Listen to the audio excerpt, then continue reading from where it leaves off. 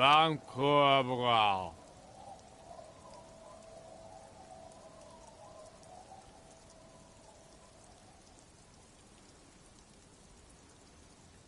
The noxious odor emanating from the drunken man. Don't you call her? Yeah! Don't call Abigail!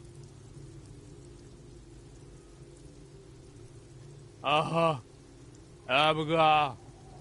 Don't you fucking call... Abigail is his wife or girlfriend. Chances are she's gone. You're not going to get anything out of this guy. He's too drunk. He snorts and beckons you to lean in closer.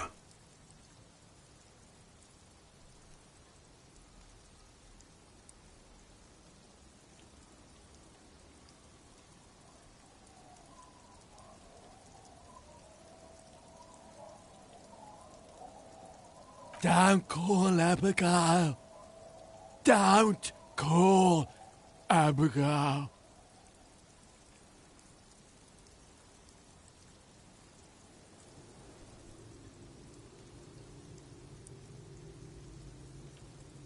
Don't call Abigail! The man hiccups, then mumbles something unintelligible.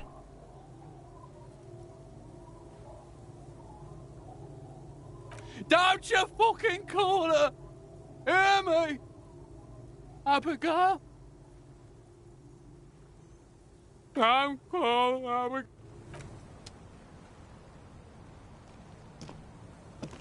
Hey, tequila!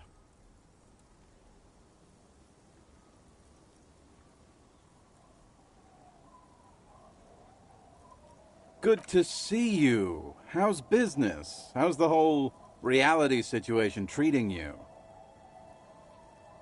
So what's happening? Yeah, Tequila Sunset.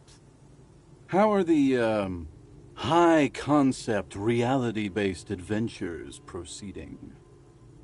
He says it like it's obviously your name. Like you call someone Billy Brunel or leader of good. These people know your true name. Looks like it has preceded you, Mr. Sunset. More on that later.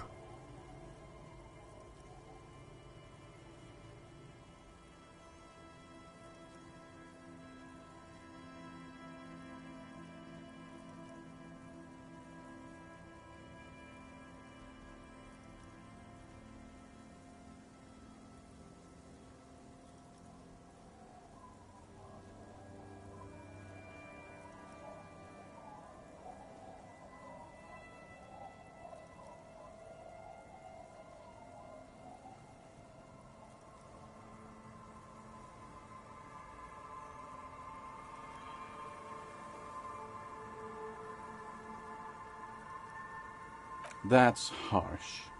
I'm like 3 or maybe 4 years into mine. Wait, no. Make it 5. Things aren't going super well for Idiot Doom Spiral either. Haven't found those keys yet, haven't won that great piece of ass back, no word from my business. This guy's your buddy. You feel it immediately. You belong to an organization, a fraternity of drunks.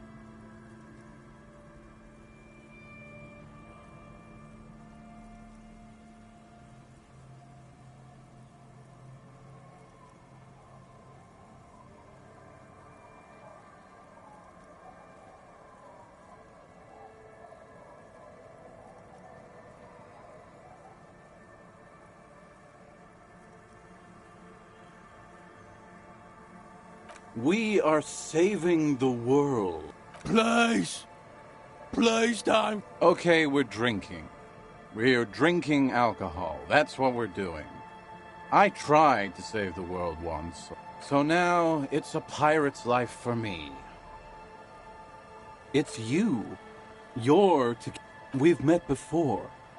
No, you sure don't. Maybe. You look like you want to know how Tequila Sunset came to be. Tequila Sunset. Something ominous there.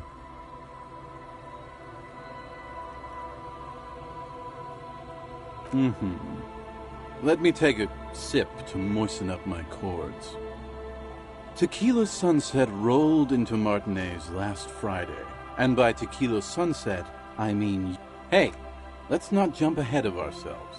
This is your story. You got here on Friday to solve a case, hoping to be the early bird who gets the worm. And by the worm, I mean the buzz. Because as far as I know, all you did was get pissed. Word on the street is you went around the local hostel telling people that you're a police officer, and that it would be really fucked up if you shot yourself in the head right in front of them. That's pretty high concept, if you ask me. The lieutenant's brow is furrowed. He's listening as casually as he can. It was a late Saturday night when we, the Union of Moribund Alcoholics, were getting our drink on. Nothing remarkable about this. We get our drink on 24/7. Makes everything... One moment we hear the sound of a motor carriage revving up somewhere on the plaza, followed by a series of... Do you remember the sound of wood cracking? The billboard?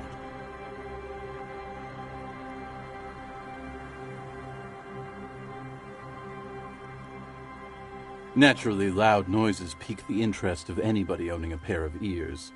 That's just the reality we're in. Anyway, there was a brief silence. A gasp of silence, if you will. Followed by a real commotion. We heard the carriage careening towards the... Sounded like someone jumped the canal. We grabbed our brewskis and rushed to the jetty. Never underestimate this. What we saw was a sight to behold. A beat-up police carriage containing you. Right there on the beat. The time hath come! So, naturally, being the curious cat I am, I asked what time hath come. To which you replied, "The time hath come for Tequila Sunset, the end of all things!"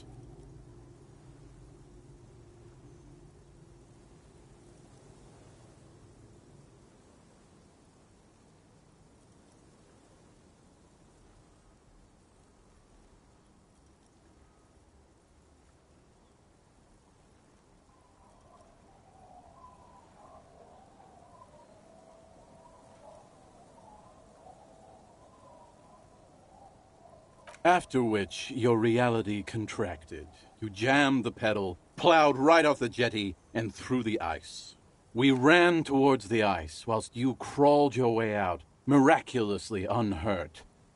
When we finally got there, you were sitting on the beach crying. You said that your badge and uniform were in the car. It was too late to get in there. Recognizing a brother in need, we offered our condolences and invited you to party with us, which you naturally agreed to.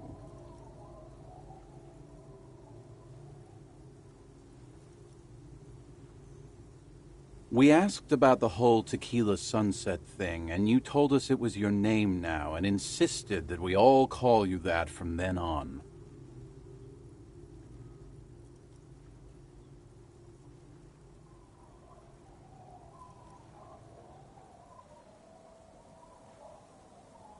Yeah, I agree.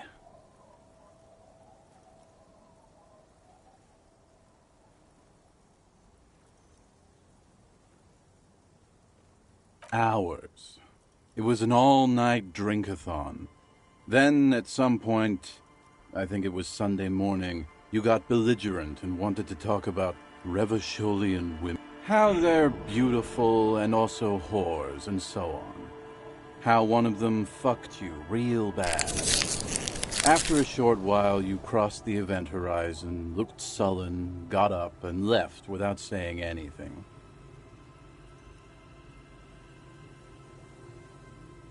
Wow, that's quite a story. Yeah, I bet Tequila's a fucking legend around the precinct. You must... If you only knew.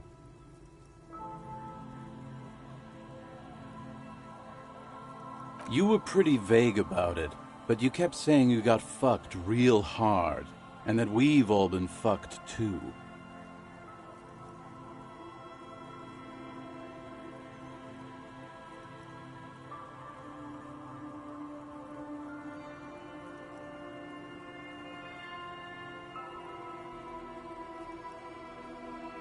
Please, don't open that door.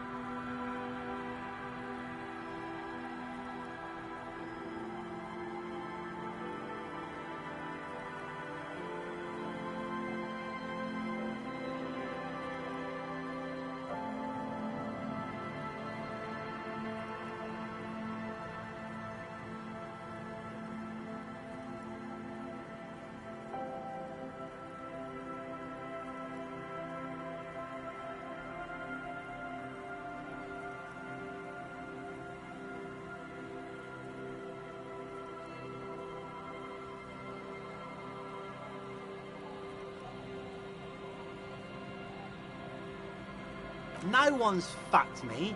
I do the fucking around here. Abigail! It seemed pretty painful, to be honest with you. If I had to guess, I'd say you're still working through some shit.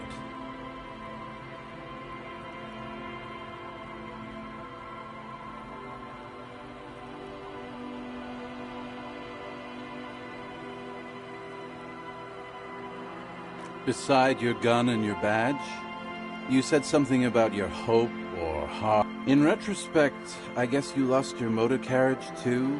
That's a big one. You told us that they were a bunch of fucking losers whose main interest was cramping your... It's more like you were cramping theirs. No specifics, though. It was more about you that night. You were the star of the show. Yeah, you said it was no biggie and that you'd solve it in no time. And that you didn't need anyone to do it. You're doing it solo. A lot of cops go solo and hermit once they reach that level of alcoholism. It's not meant as a joke. He's sorry for the hermit cop.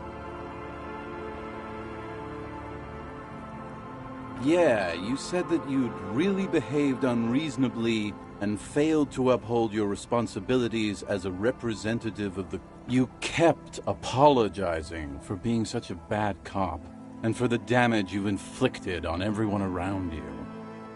You also kept pausing to knock the heel of your hand against your temples, saying, "Stupid, stupid, stupid." It's a hard thing for a man to confront his past. That's why I avoid mine at all costs.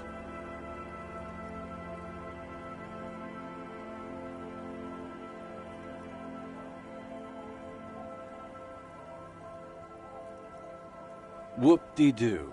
So now I'm a fucking storyteller. Right. Why not? Better than a beach bum.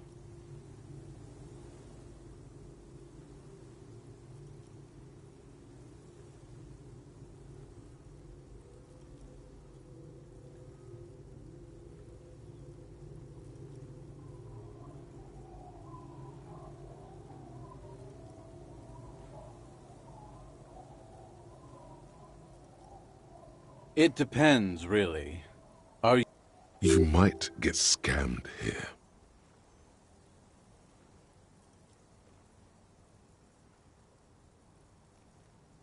No, the reality of the situation requires a rather modest contribution. A little booze. Did you already forget our party? The thing I relayed to you earlier. So, have you got anything for good old idiot Doom Spiral? A bottle for a story. Seems fair to me. In that case, I'm not a storyteller.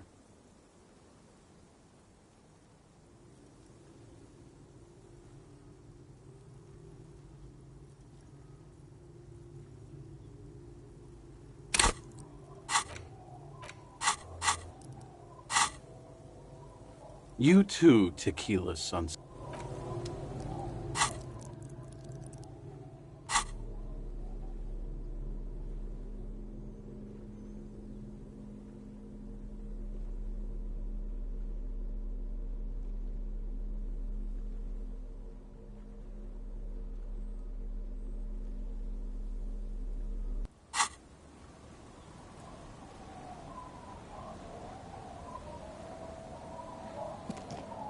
Good to see you, friend.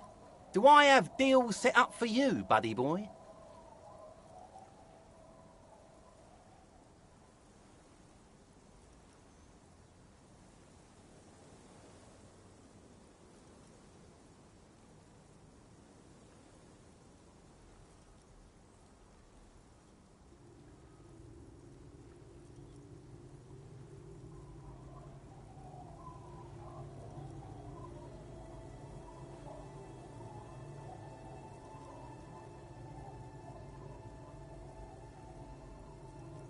So what do you want?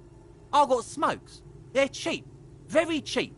I got Pilsner. Great deal. You won't get a better deal on that piss. Spirits I can let go for 300 real. I also have speed. And by speed, I mean amphetamine.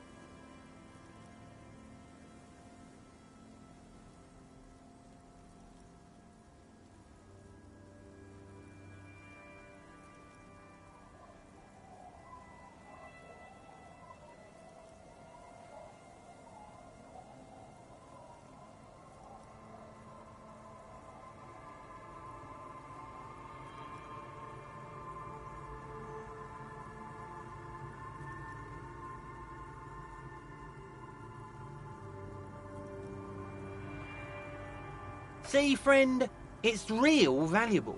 Worth every real, if you catch my drift. Got it from a bit of a business venture.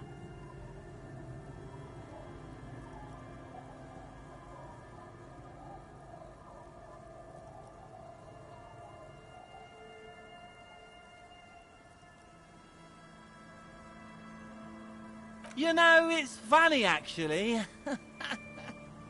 He's finding it difficult to focus his watery gaze. What? Keep him talking. This guy. Conversation might bring a discount, no?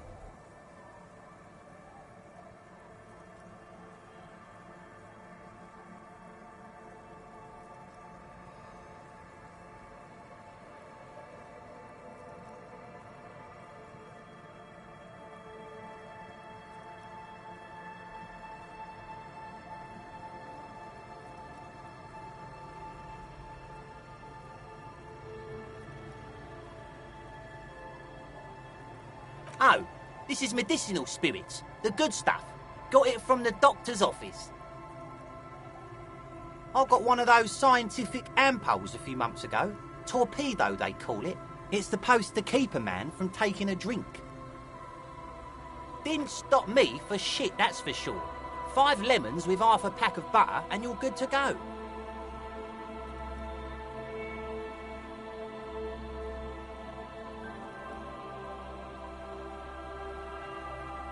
It really isn't. In a week, the goddamn kidneys started giving me all kinds of hell. Finally, the missus took me to a private doctor's office. Not a charity, the real thing. Those arseholes charged me 4 real to remove the damn thing. But I came out on top after all.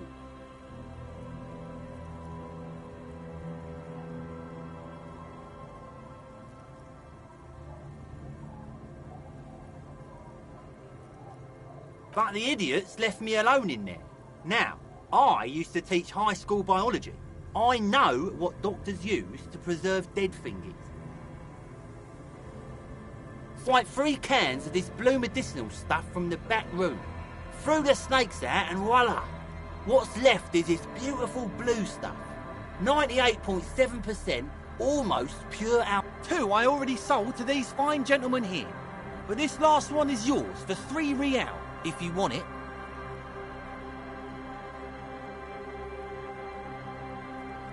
Don't say it.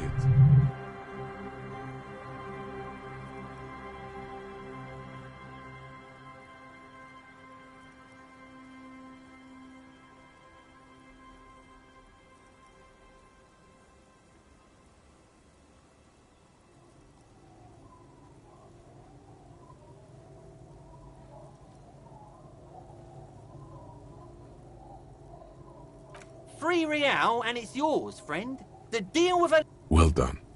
You got it. That's a much more reasonable price right there. Makes sense now.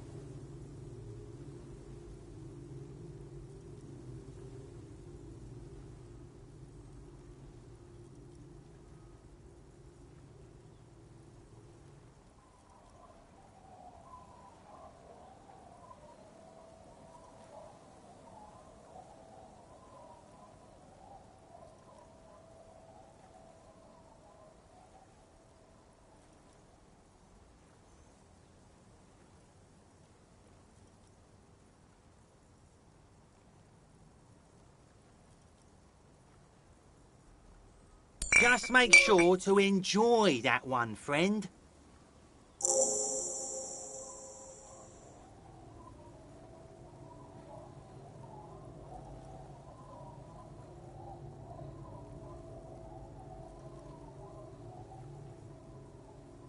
Aye, by amphetamine I mean speed.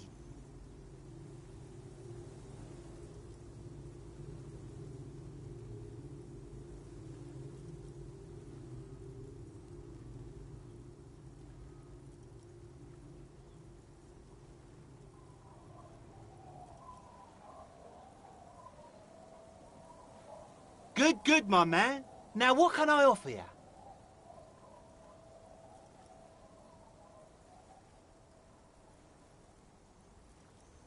Oh, the system's been good to old Rosemary here, and I'm milking her like a bitch goat in the backyard. You see, friend, man makes his own luck, and I made mine real good. Got my hands on 3 bottles of liquor exquise. Bought cigarettes, bought beer, even bought a bit of speed. And look at me now. I got everyone on my hook.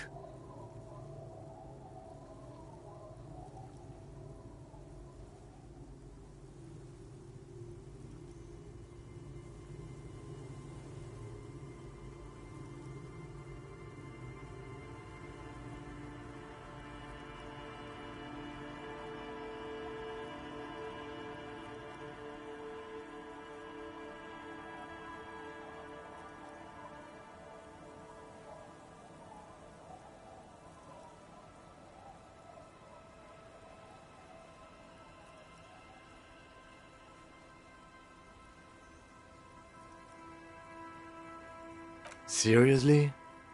Are you?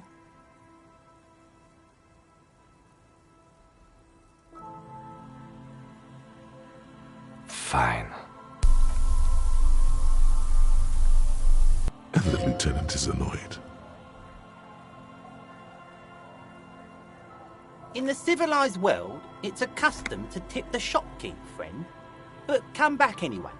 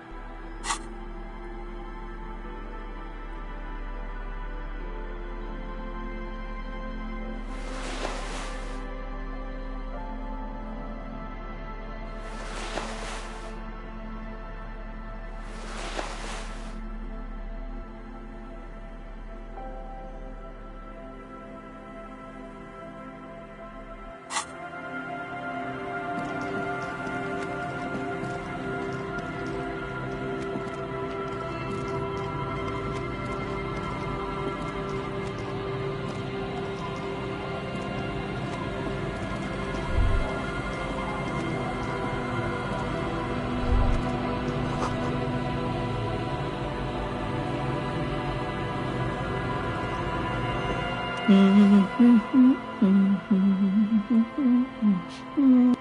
not sure about the melody, but it might be South Samaran. Possibly. Welcome to the fishing village. Please lean in closer. I have cataracts. Then how does she know you're here?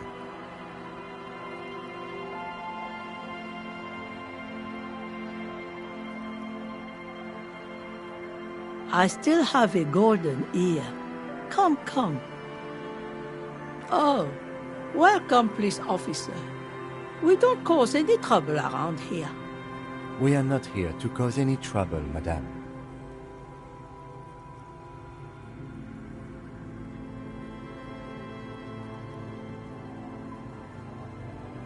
Oh, of course.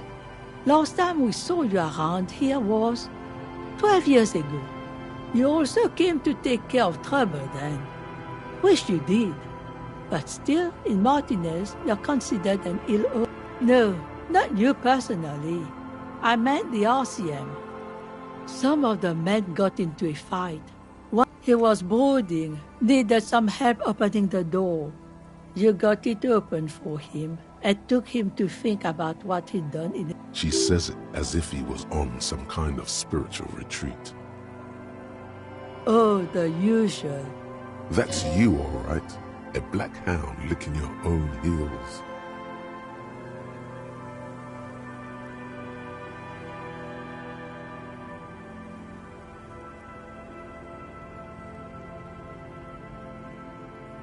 Maybe they are afraid because you're an ill omen. But you're still welcome here, as long as men with guns aren't chasing you. And I'm sorry there's not a lot of room to park the motor carriage, and not a lot of houses, or a lot of people. Ah, look at me ramble on. What brings you to us? Just us. It's barely a village anymore. This is pretty much a non-place. A gap, a blank spot on the map, just a cluster of names. The place is so pornographically poor, it's not even funny. Well, there's Lillian and her kids. A few new folks live in the house to the east, but they're away right now. And then there's the drunks. Not a pretty sight, but there's little we can do about it. I'm sure you did. Nature keeps them in rotation.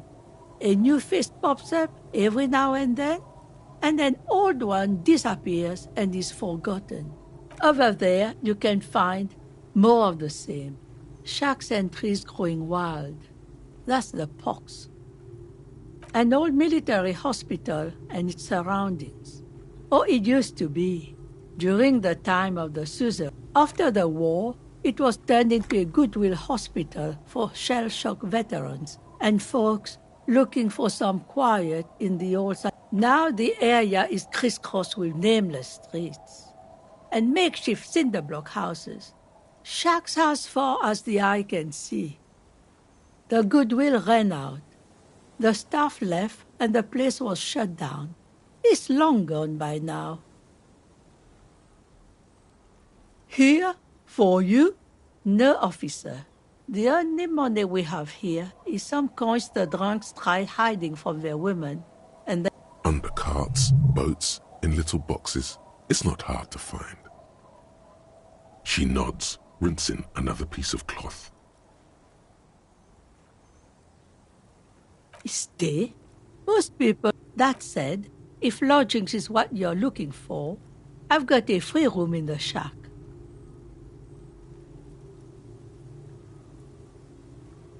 I won't charge you for it. Take it as a gesture of goodwill from the village to the RCM.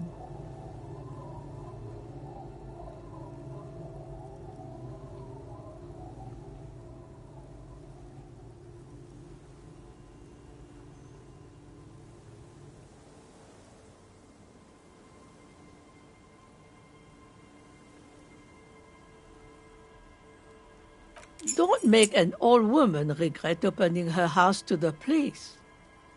Well, if you are not in the hostel in the morning, I'll know where to find you. Here, in a shack.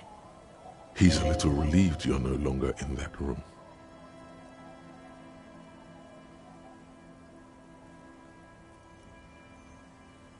Not much. There's the abandoned church, the DeLorean Church of Humanity. It's been there since before my time, even. Some things just don't fly, officer. Look around. Who'd go to church here? They built it 300 years ago. So, they don't hold services there anymore? No, we've tried, but things just keep happening. Crime, accidents, other things. The place never... She's not telling you all she knows. Keep her talking.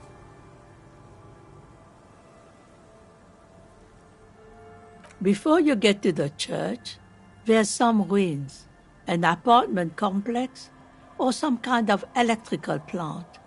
Run-down bunch of houses, empty.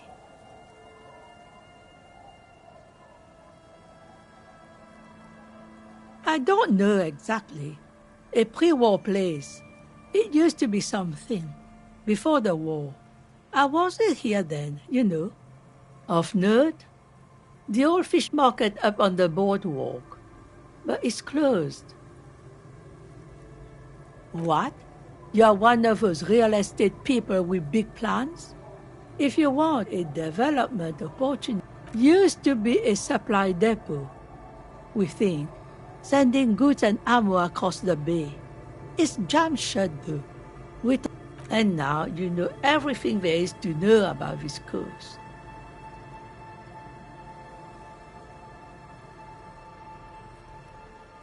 Not much. Some things... So... No. She's not telling you all she knows.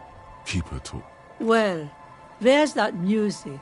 Music from across the sea. And now, suspicious-looking people are sneaking around the church. I don't like that. Interesting. You could look into this ruckus if you have the time.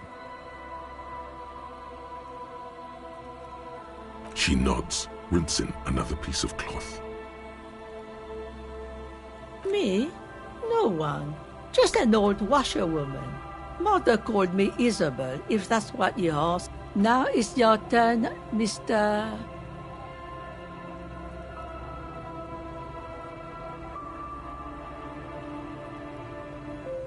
Why, I guess I will, Harry. Aye, it just rolls off the tongue. I used to know a Harry. Strong lad, but dumb at... He did too many narcotics. So many, he fell off his boat and split his skull on a buoy. Folks who saw it say his head cracked open like a melon. Nasty, nasty.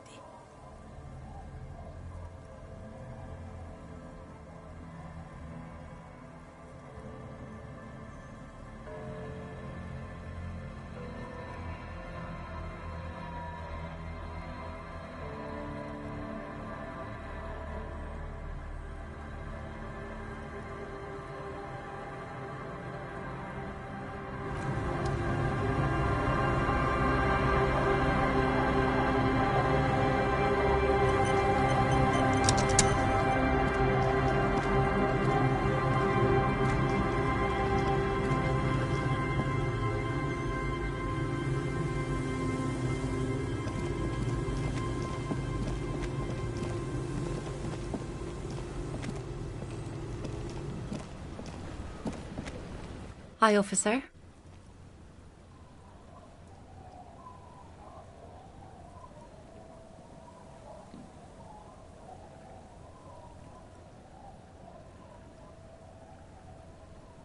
Anything I can help you with?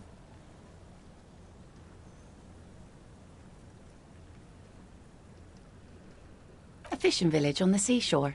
This place doesn't really have a name. It's sometimes called Illisible. The sign on the street leading here is illegible. Has been since they built this place. The name is Lillian. People call me Netpicker. I think I have time for questions, and that was actually the second one. Indeed, you're always confused as to your whereabouts. Ask her about the cool sword. Helps to break the ice.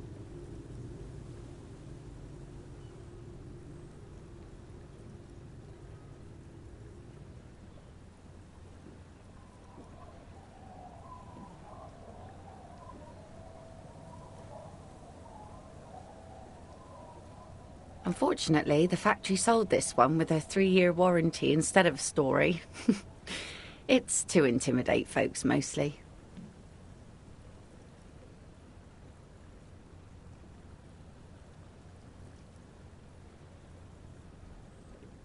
It's a regular mass-produced sword, like a shovel or an axe. Nothing fancy. Just from time to time, people need a lesson in respect. That's just the way it is. Back in the day, I caught the eyes of many men. And believe me, men need a lesson in manners from time to time.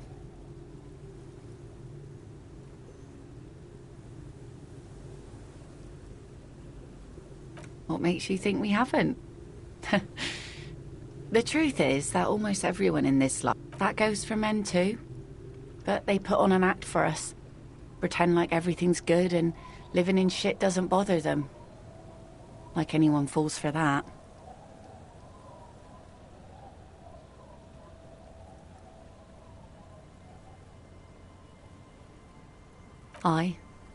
No one wants to talk about how frightened they are.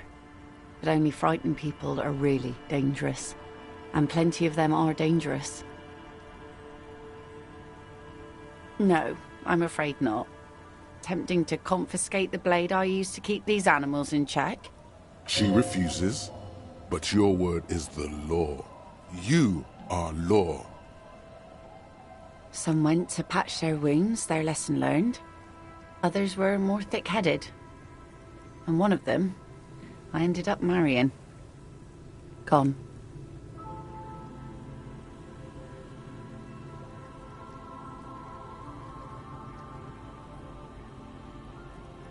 To the waves. The sea took him. It was a long time ago. He didn't respect the sea. Went out there, drunk like a skunk, and sure enough, one day the boat was found floating. Now, before you tell me how sorry you are for my loss, know that it was 4 years ago, and I've moved on. There's only so much mourning you can do for a drunk with sinewy muscles.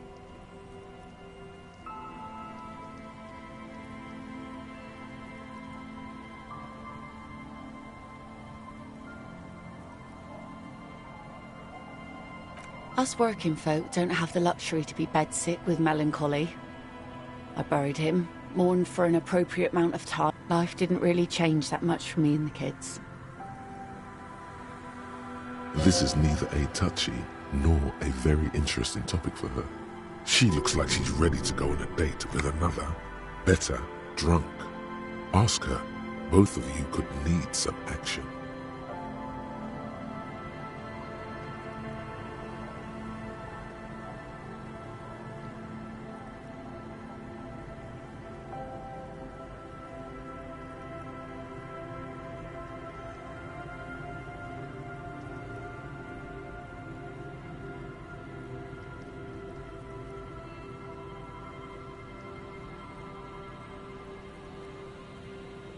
Like I said, fish mostly. Sail the waves, take care of the kids, pick nets. Right now I'm tarring a little skiff. Sometimes I also walk to the beach to see what the sea has given up. Keep it professional, man. Don't make it sound like you're... This is what is called a conversation. You don't have to be guarded right now.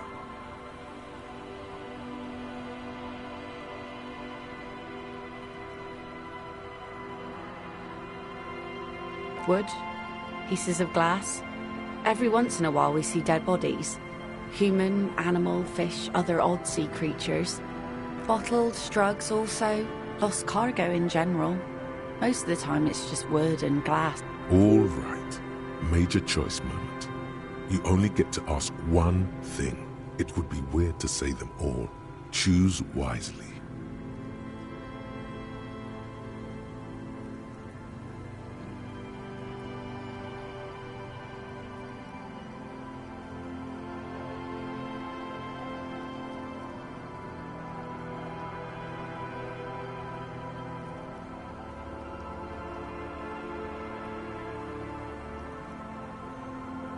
And go where? The fish are plentiful here and we get enough orders to get by. It's not great, but it's something.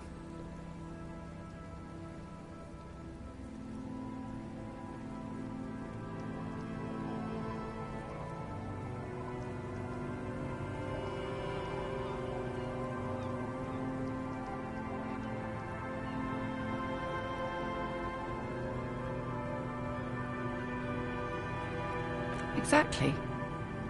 I don't mean to complain about my sad pauper life. We do manage all right. We're tough people here. Sure is. The sun, I call her, coated with a fresh layer of tar just yesterday. It'll take some time for it to dry, assuming the sunny days continue.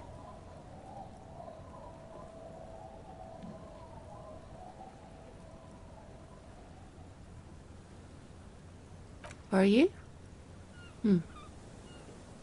This says by signing I agree to living with construction noise. What exactly is the union building? What a nice idea. Wouldn't have thought that... She sounds incredulous about the niceness of the idea.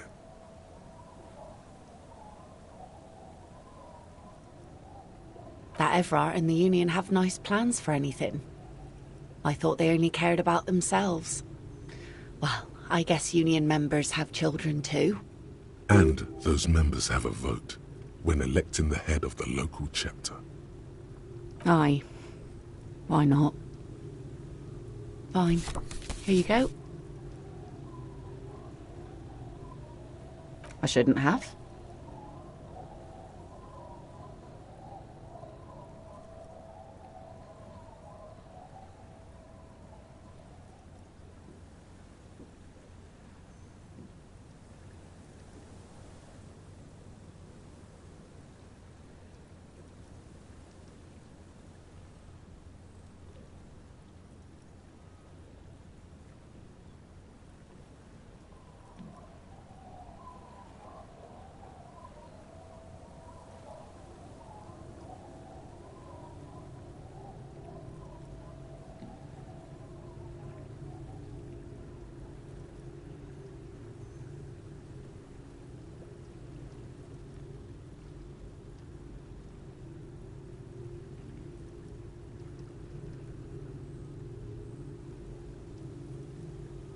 Probably, but it is a youth centre and I have children.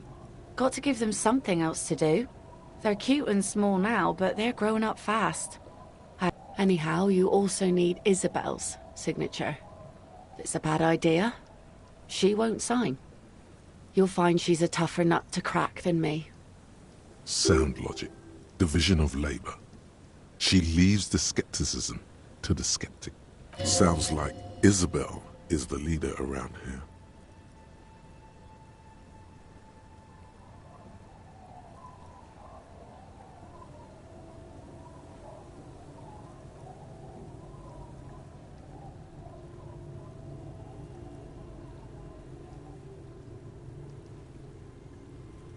Let's see. Who are you looking for? I don't think I know what these are.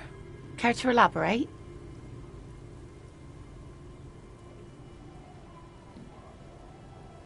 Aha! Like snowmen.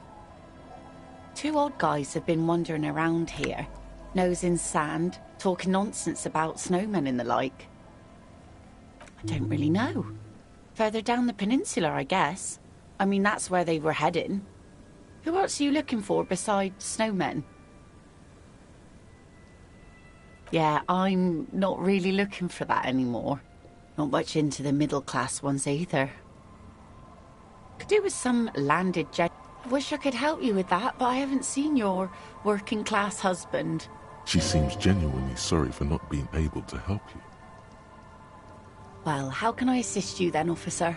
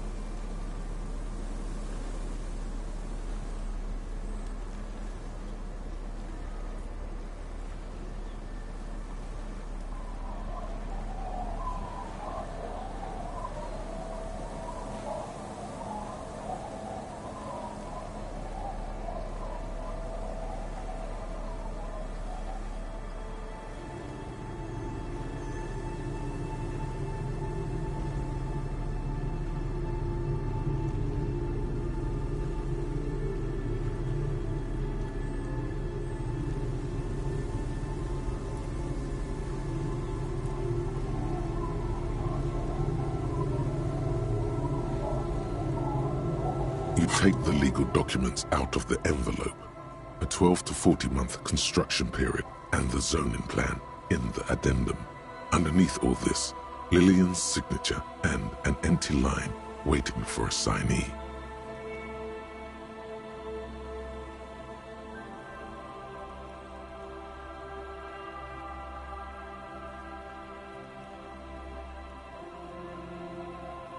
The youth center cuts into the ocean like the bow of some great modern ship.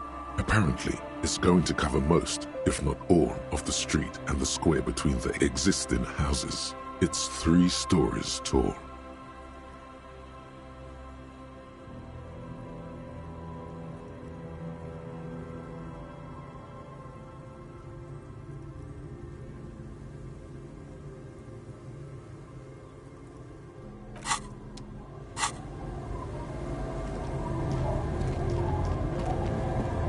The door has seen better days. The layer of paint has started to peel off due to the salt and wind from the sea. Even the lock looks slightly rusted. The door has seen... I'll wait outside to give you some time and privacy to check out your new living arrangement. After we are done with the day, I'll still be staying in the whirling in rags for the night. The key turns with a satisfying click.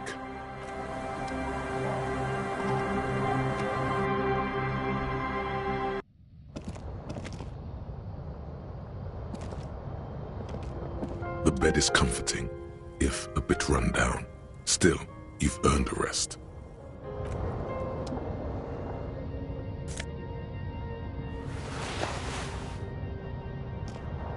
An old mirror hangs on the wall. You see the reflection of your face in it, adorned with the expression.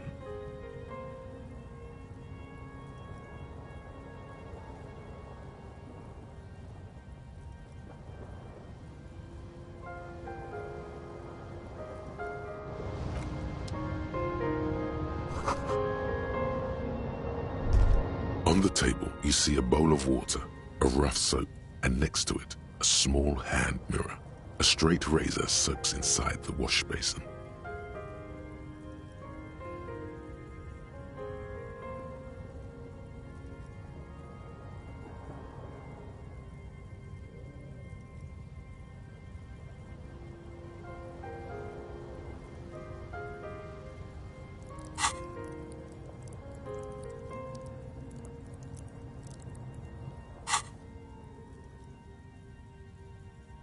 The water reflects back a vague image of your face. Nose bulbous and red, hair unkempt.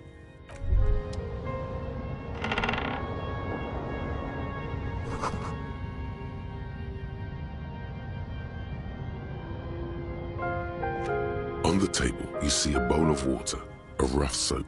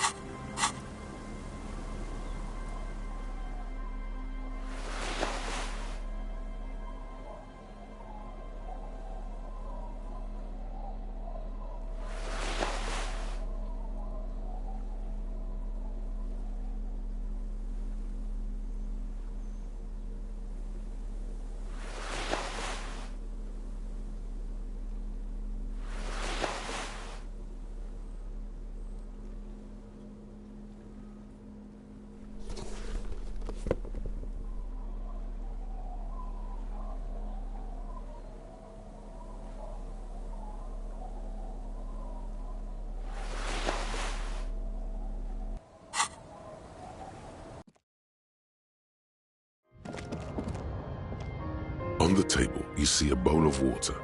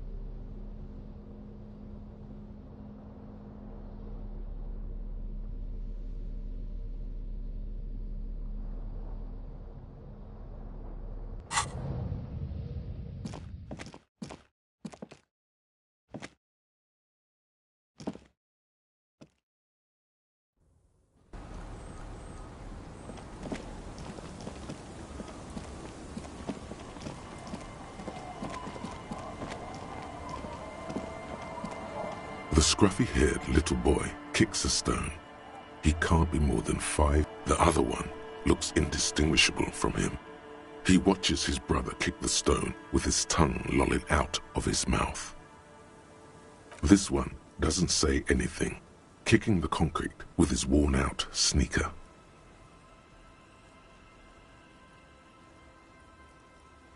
Lily's our mum.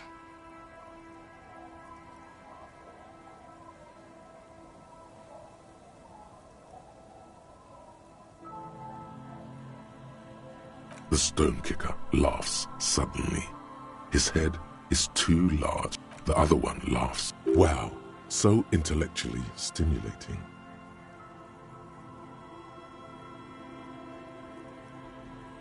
The stone-kicking one becomes frantic all of a sudden, as if that... He looks just like me. The boy doesn't answer. His brother throws another rock. You're bad with kids.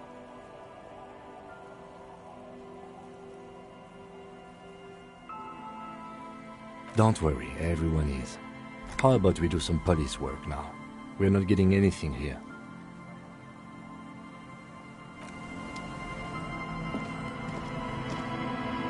The scruffy-haired little boy kicks a...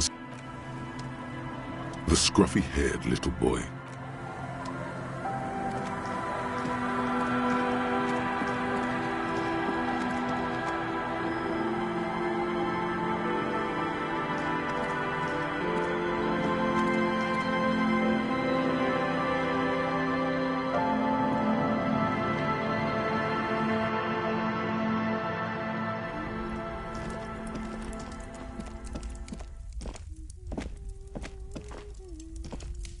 Hello, mister.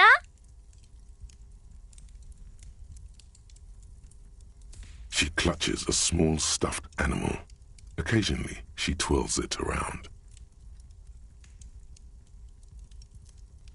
Yes, I am. Little Lily. You know my mom? That's nice. My mom is great. She's never angry or anything.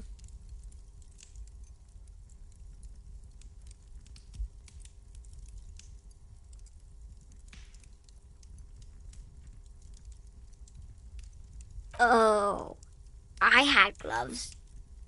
Where did you get these gloves? Found them when Lemmy and I were playing hide and seek. In an empty house. Where no one lives. She doesn't want you to think she stole them.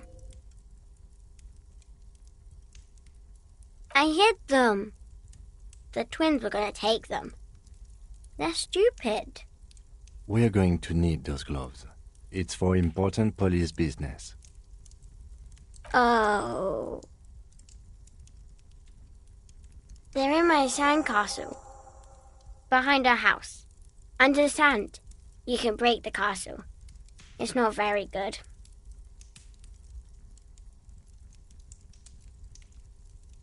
Yes. They don't want to play with me. They're older and play outside. They look the same. Sometimes I can't tell them apart. They look identical.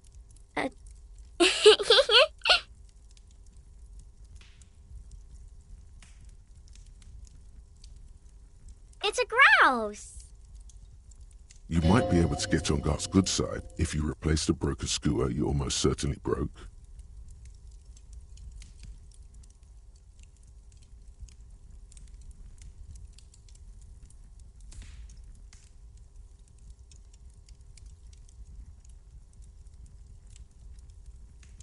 Sure, just go and get it. I don't like it anyway. All right. You just need to grab it from the ceiling and go.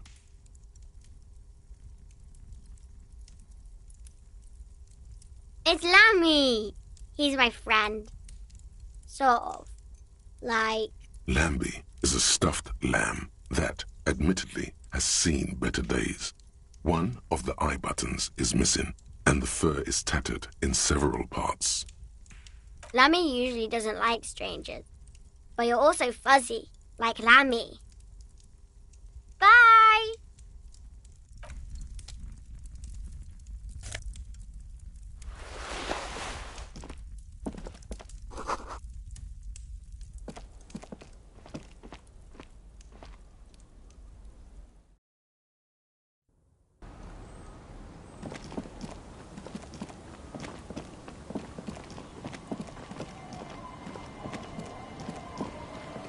weather has not been kind to Lily's little sandcastle. The once mighty towers are quickly eroding away.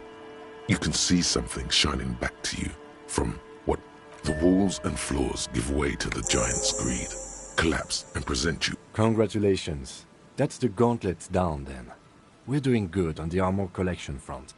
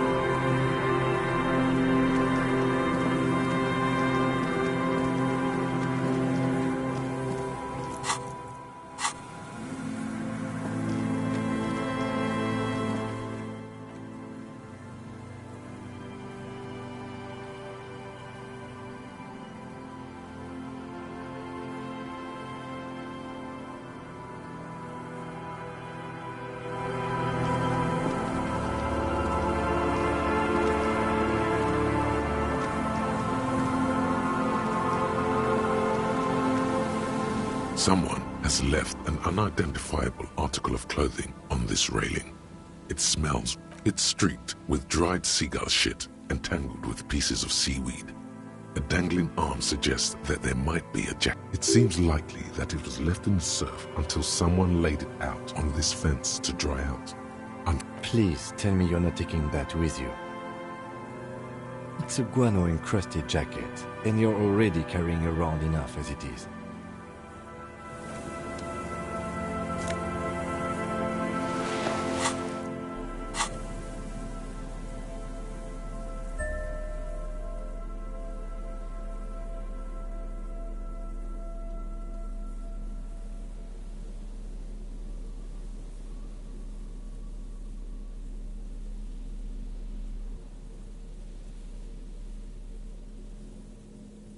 As you hold it in your hands, it makes an uncomfortable crunching sound. It's a sordid, filthy tale, not for the weak. Are you sure you can stomach it? It occurs to you that you're not even holding the jacket itself, but rather, it smells like a dead sea creature. tangled in grey strands of seaweed. It must have spent quite some time in the water before the tide deposited it. Somehow, it was carried or dragged to the boardwalk. If not by human hands, then perhaps the feral dog. Why? Why did you think about it? Look at your hands. They're covered in muck. Now you're just flicking that shit everywhere. This is a disaster. You'll never get the smell out.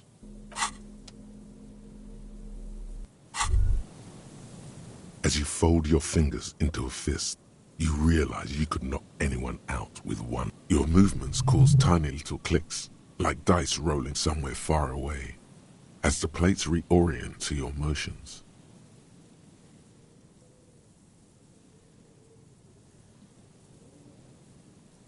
The hardened vitreous enamel, at once sleek and voluptuous, adds a glow to your cheeks and a spring to your step. Just imagine what a full suit of this stuff could do for you.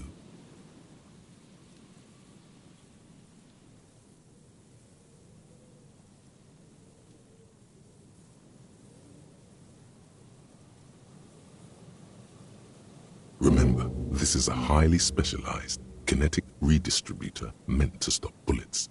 Wear it for the day you have to fight someone covered in the same.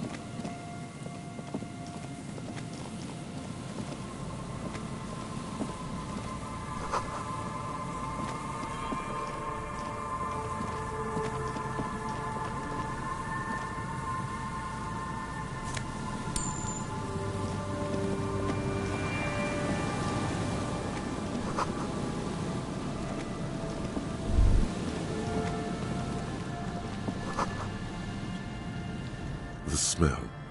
It's awful and familiar. Don't you recognize it? That hideous pungency, that faintly cloying sweetness. Something cold wakes in the pit of your stomach. It is death. It must be. The lieutenant has already... There's some tear, an empty cigarette package, and a crumb. A man lies on the boardwalk, his limbs bent and neck turned at an unnatural angle. Right next to him is an empty bottle of spirits. In his cramped hand, half of his body has slipped between the cracked boardwalk, starting with the right leg. The fall has left him broken, contorted like a sad puppet. Hold on.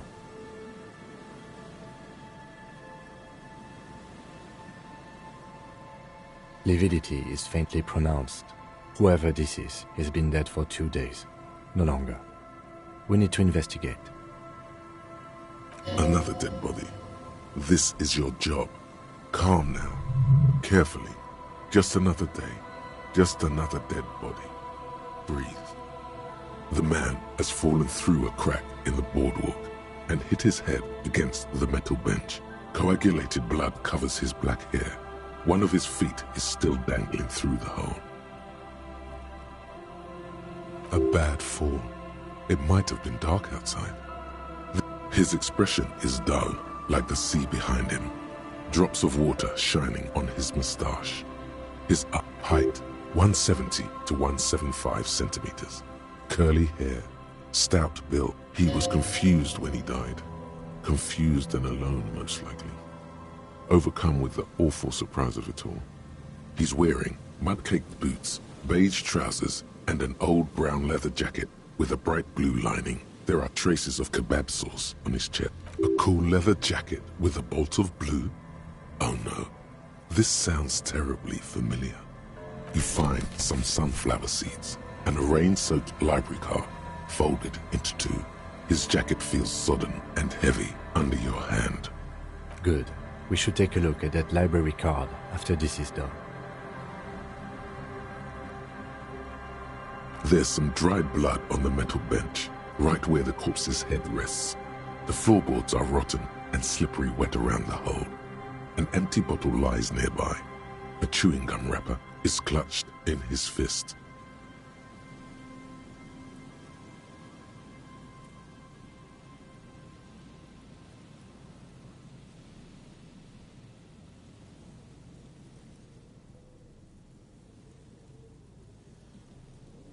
Be very, very careful where you step here.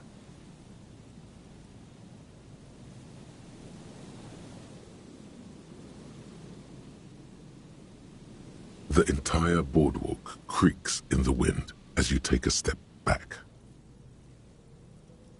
Death by misadventure. He slipped and fell through the boardwalk. A truly unfortunate accident. If it wouldn't have been for that bench, he'd be alive.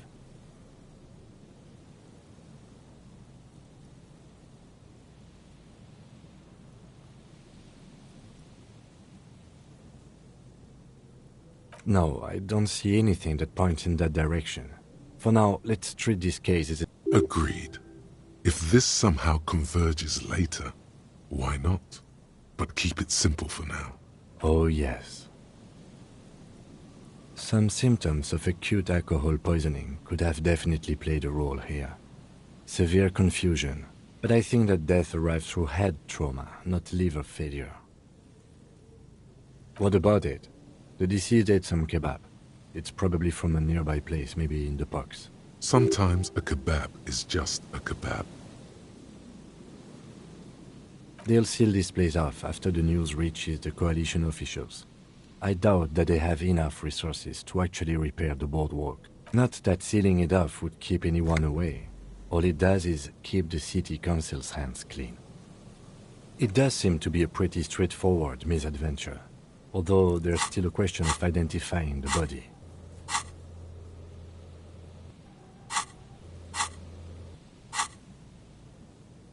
Looks like one of the locals.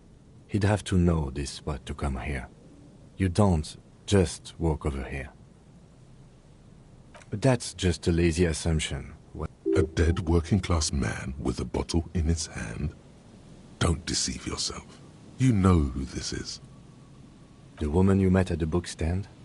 Why do you think it's her husband?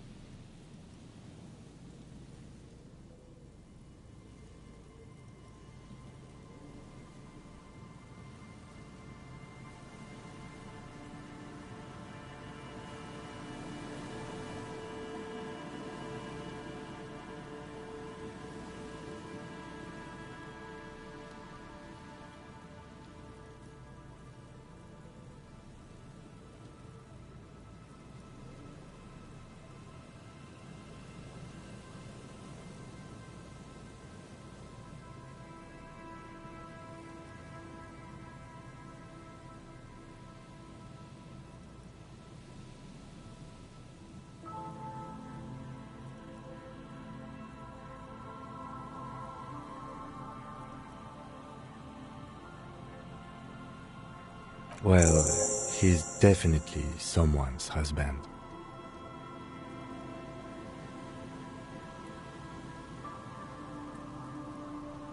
From where I stand, I can see two options. We either take the case and follow the leads to identify the body on our own, or we report back to the station and leave this for our colleagues to handle.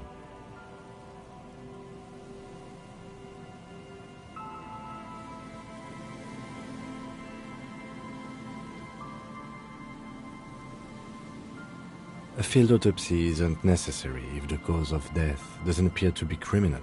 I'd say we should just write down head trauma in the autopsy report and leave it at that. It would save us at least 2 hours of unnecessary work.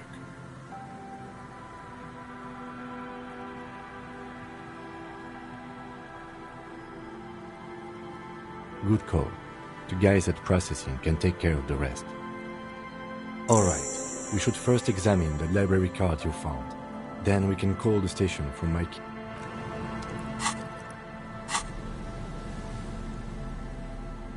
The library card is folded into two and still slightly wet to the touch. The front side reads, Central Jamrock Public Library Card, issued to Billy Mejean, expires. Billy is a unisex name. Could be the deceased, or is whoever owns this card is an avid reader. You find a list of books written in blue pencil. Radio thriller. Stand a little less between me and the sun. The last one in the list. Most of these titles seem to be in the sci-fi genre. Some thrillers too. If lost, please return the card to the library. Dial 005 02 55211 or visit us at Moreau Street, 78, Jamrock. Good. We should give them a call from my kinema. See if we can learn anything about Billy Mejean. Good idea. There was plenty of information here to go by. Whoever owns most of these titles seem to be. If lost, please.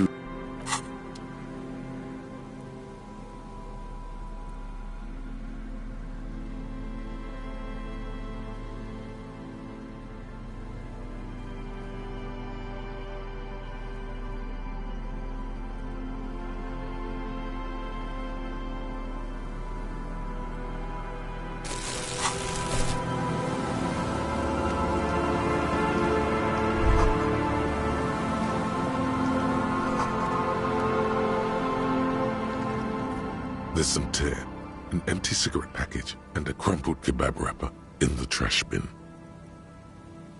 2 empty bottles of Tallulah vodka and a can of black potent porter is all. A tragedy. He shakes his head with genuine sadness.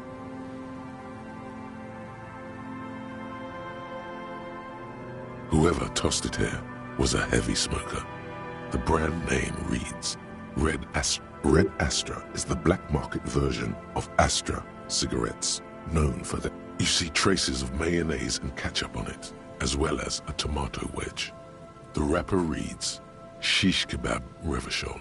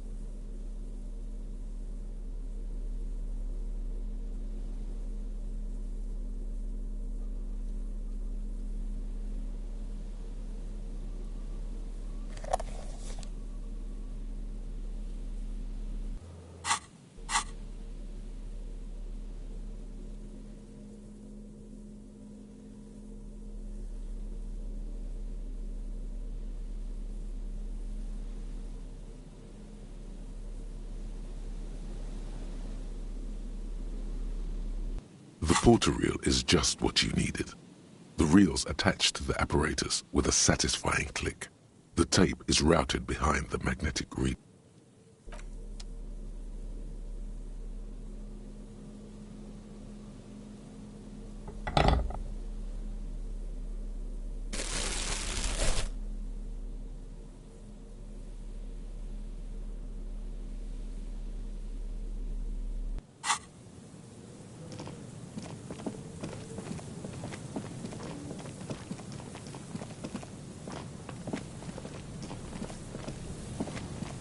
A metal payphone under a yellow plastic dome. You could use it to call someone, unless you're out of check. You hear the tone.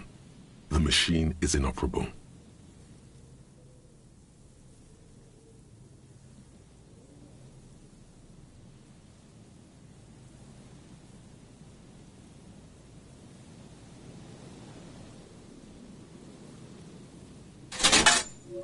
Calling. Still call. This feels wrong. Should end of tone. Pierre? Is that you, Pierre?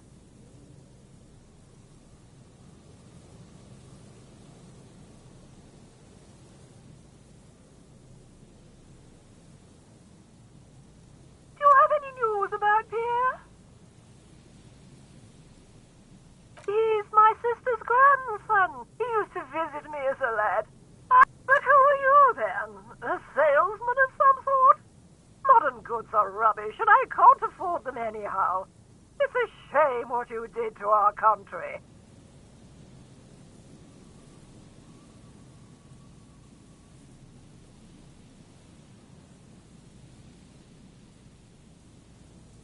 To hell with the police. Her voice is drowned in white noise. Sounds like waves. You get a sinking feeling. It makes you look if Lieutenant Kitsuragi overheard you. To your relief, he did not.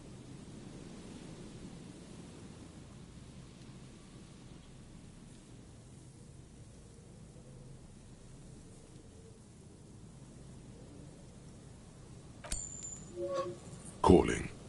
Still again? Seriously, someone with a masculine... Hello, Gerard speaking. Hello, Gerard. Technically speaking, you're electricity. No, what you are is a surprise. Get his wife on the phone.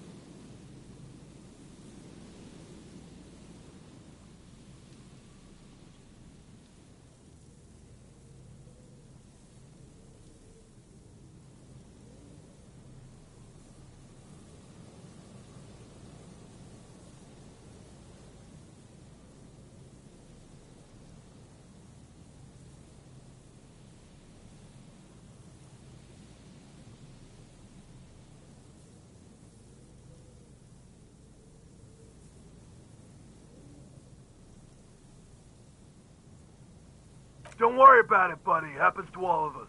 You have enough... Phone. Disconnect tone.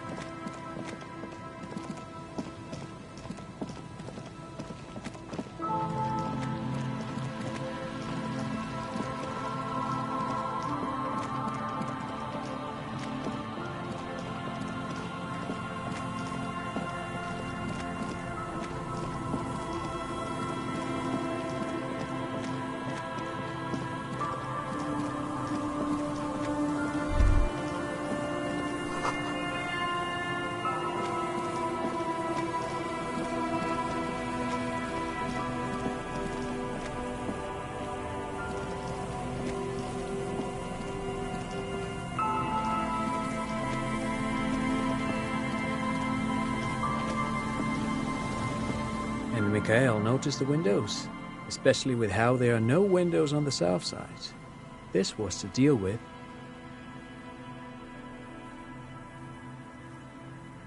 You officers, come to investigate the historic subtext of West Martinez? I'm Tran Hailostam. You must be Kim Kitsuragi, right? I was just telling my son about this building. Not a lot of... Nice to meet you.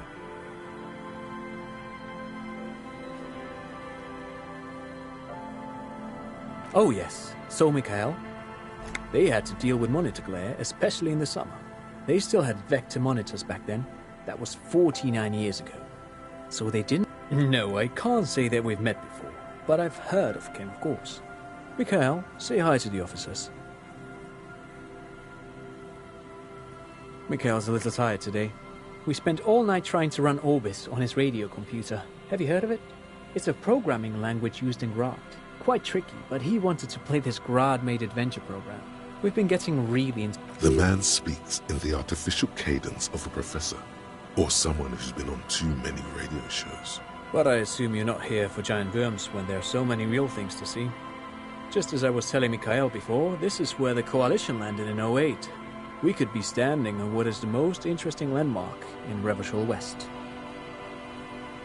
This man is your half-brother.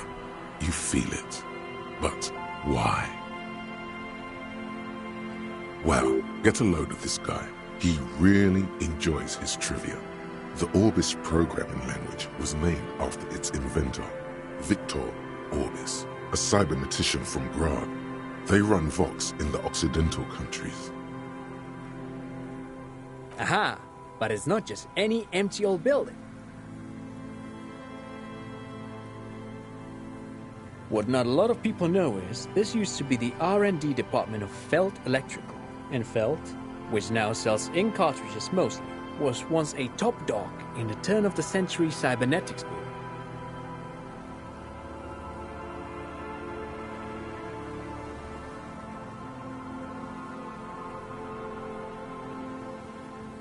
It looks old and weathered, with seagulls picking apart its stone and metal carcass. That's not surprising. Only a vestigial ink cartridge and ferrotape manufacturer remains. They started out as a midway electronics outfit in Königstein 2 centuries ago. After an aggressive move to Revachol, Feld, still, Tricentennial was beating them in business machines. But Feld had an ace up their sleeve. Or should I say, they were developing an ace up their sleeve? I'm mixing my metaphors here. It was here in Martinez, possibly in this very building, that they developed prototypes for an elegant folding mechanism of rollers and ferrotape ribbons, portable enough to be a take-it-home solution, revolutionizing business machines, which is a feat of engineering even today's giants, Rehm, ICN and ZAM, haven't achieved yet. Indeed. What? The revolution!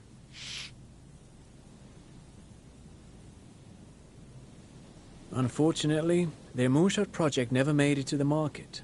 Feld's move to Revachol backfired. The revolutionary government liquefied their assets and expropriated those very advanced prototypes. Possibly, all of this was built by Feld, even the boardwalk.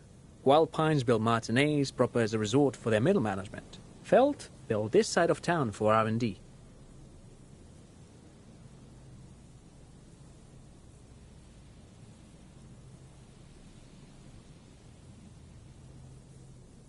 They used them for military communications, but also to write and send out press releases. The most notorious example being, what's the Mars Decree? I mean the radio transmission sent out to news agencies and world... A short-lived legislative foundation. It's a beautiful piece of text, actually. A singer-songwriter I know, Charette, called it a love poem to Revachol on her political concept album, Bombessier. I tried to get Mikhail to memorize it. Tried to. Someone was much too interested in worms to be paying any attention. But of course, what else?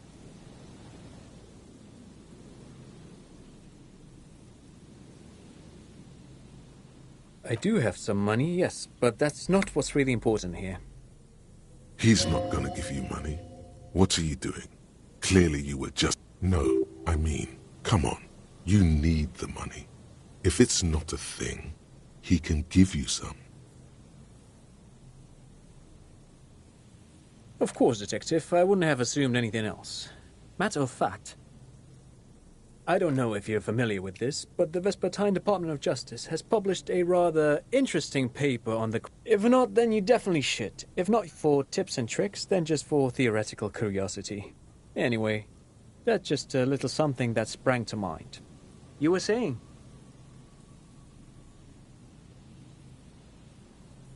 Forget it. They don't sell those kind of books at crime, romance, and biographies of famous people. No, thanks to you for having me and little Mikael here to pick your brain. Pick your brain? If anything, this was rather one-sided.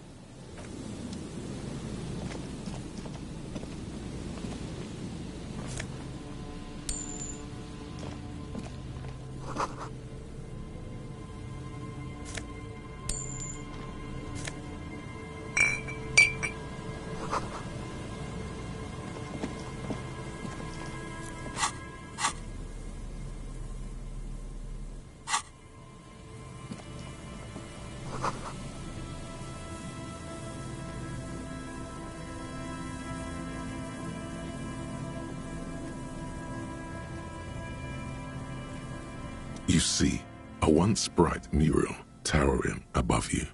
The signage has people.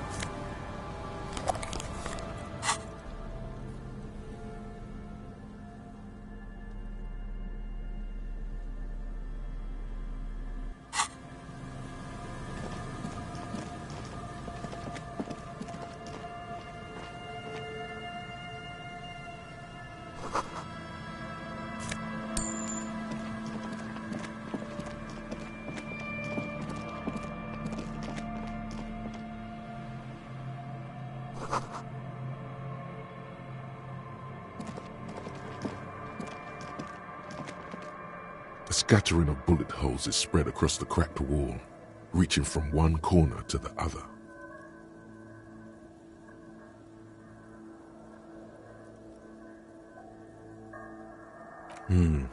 Correct. The density of the bullet holes is unusual. Even in a general, meaning this is a lot of bullet holes. Looks like fully automatic rifle fire. Something you don't see these days. The lieutenant also nods. It is quite a scene. The two of you standing next to... He nods in agreement. It really is a very serious scene. Worth All right. I'm glad we stopped when we did. My neck was starting to hurt. If there's nothing more, we should get going.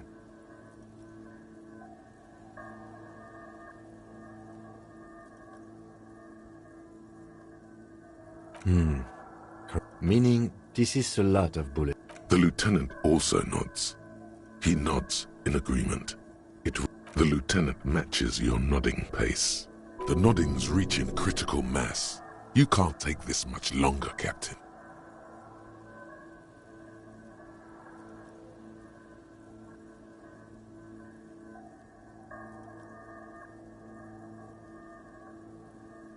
All right. I'm glad we stopped when we did. My neck was starting to hurt. If there's nothing more, we should get going.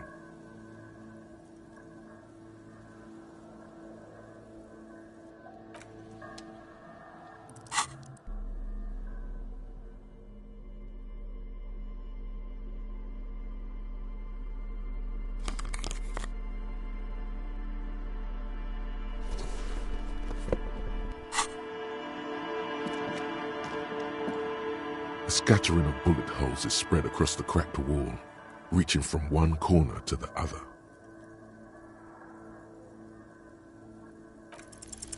A row of ghostly shades stand facing the wall.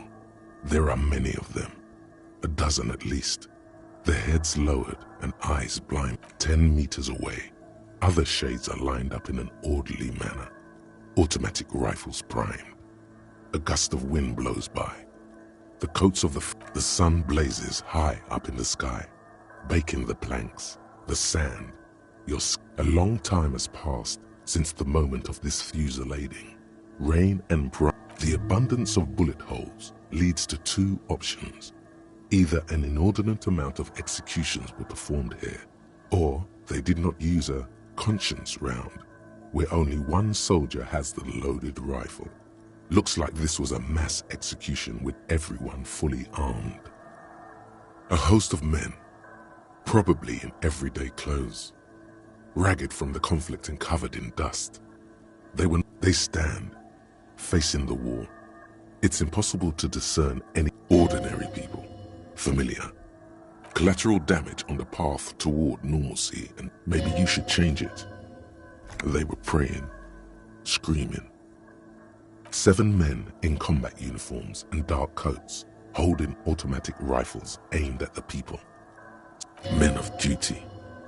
In all truth, violence offers no answer. It's only the last available resort when all... The commandant, the one who gives the order. Machine gun fire crackling through the air. I don't know. I don't know who died here, lined up beside that horrible wall. It could have been any of the parties involved in the revolution.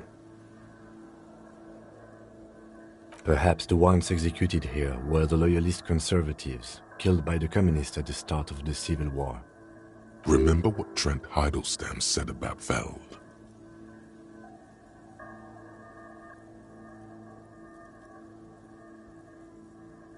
Another likely scenario. Or maybe... Yeah, it's very unlikely the coalition forces were the ones who died here. To be honest, if a coalition member was anyone in this situation, it was a commandant, the superior giving the orders. A cold sea wind blows.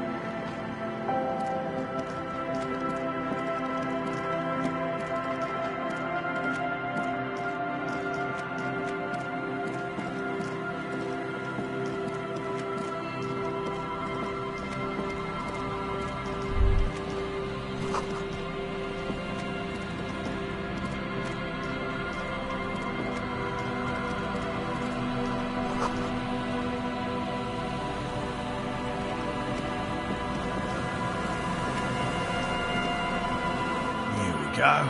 Nice and easy. No way out, little guys. Not out of this jam. There's a cylinder on the ground in which the man... Who's there? Oh, Is that the police? Why are the... Don't worry, Gary. I'll handle it. To what do I owe the pleasure? That's sarcasm. He takes no pleasure from your appearance. Of course. Thank you for passing along the message. That damn waterlock is broken, and we can't go all the way around the 881. The 881 is a raised motorway that separates Martinez from Jamrock.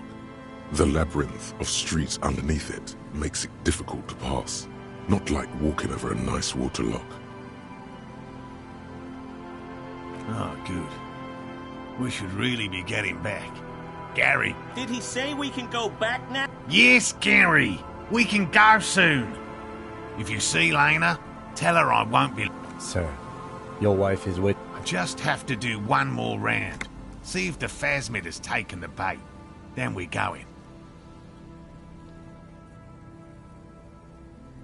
And I'm eager to return to her, I assure you. My wife understands that just as well as anyone. Come on, Morale. We've been soaking out here for days. And leave the traps? Absolutely not. I won't let Lena down. Come on, she wants us back. I'm soaked up to my nuts over here. We'll both catch reed crabs if we don't dry out soon. I'm doing this for science, and so is she. Of course it's important to her. She's seen it. A verified... She's seen it? Yes. That's how we first came to know one another, in fact. Needless to say, you must ask her about the mysterious phasmid. Suffice to say, it's long been our dream to find proof of the Insulindian phasmid together. I can't abandon course now. No. The traps need to be monitored on a... He's dead set on this. I could go for some trap setting. Well, they may not look impressive, but Lena designed them quite cleverly, so I'm sure they'll do the trick. Yes. Simple. Attracted by the locusts, the phasmid crawl. At least, that's the intention. The net isn't a perfect solution, but with locusts. Nearly all known phasmids are herbivores, of course. Inside the traps, a number of locusts crawl and tumble over one another. A meat-eating stick insect? Does it pretend to be the reeds as part of its ambush behavior? This seems unlikely. Thank you for your opinion. We have also included plans. Not a big fan of skepticism, this one. They'll work, I assure you. The predatory hypothesis, using locusts as bait, accounts for the... The traps do seem to be deftly and thoughtfully constructed. It's clear the cryptozoologist's wife knows what she's doing. Yes. What?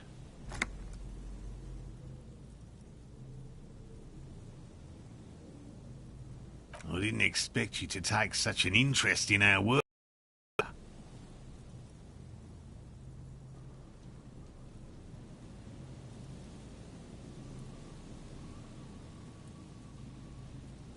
Yes, indeed. Both require a great deal of research, attention to detail, and, above all, persistence.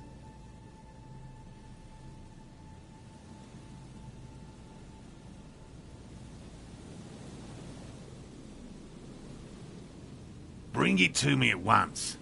Just make sure that...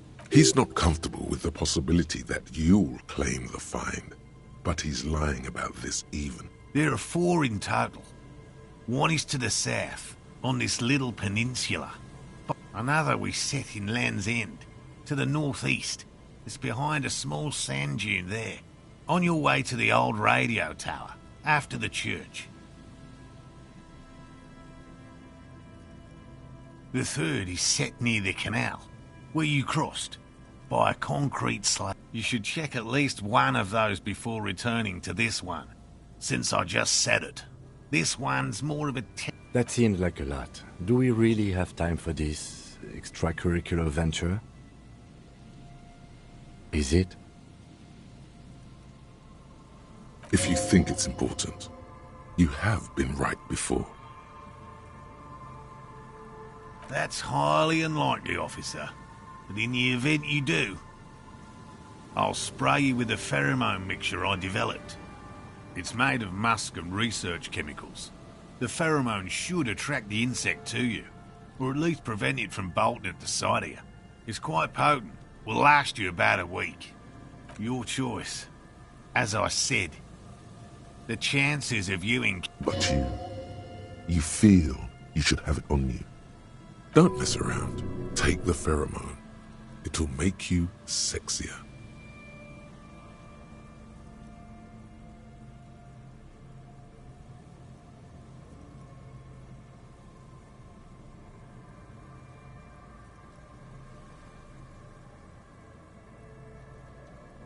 Right. Which means you two can pack up and go back to the whirling.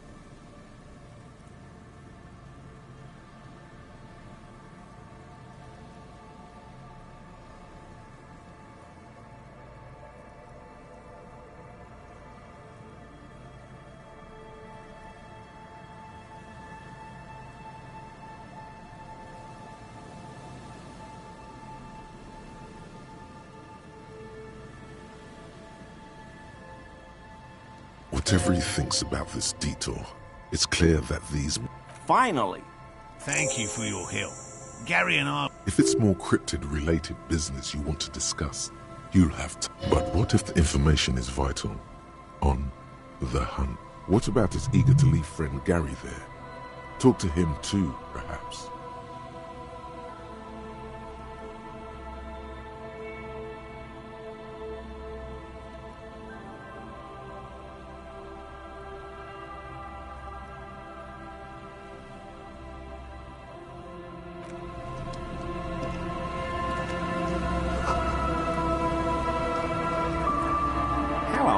I'm Gary.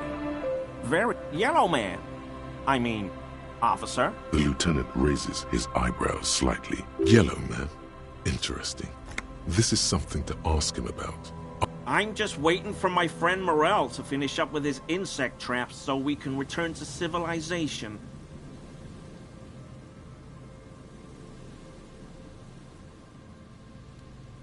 I like nature, just not this bloody coast. Degenerates. This man respects authority too much. To see the truth inscribed upon thine own visage. Pretend thou art a paragon of virtue.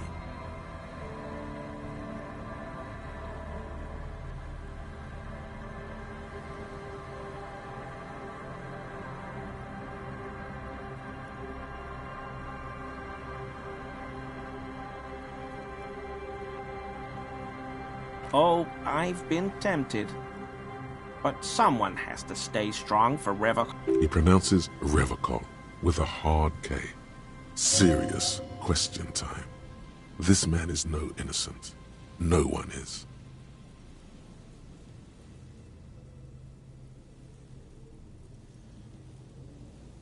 My mug? Why would you think that?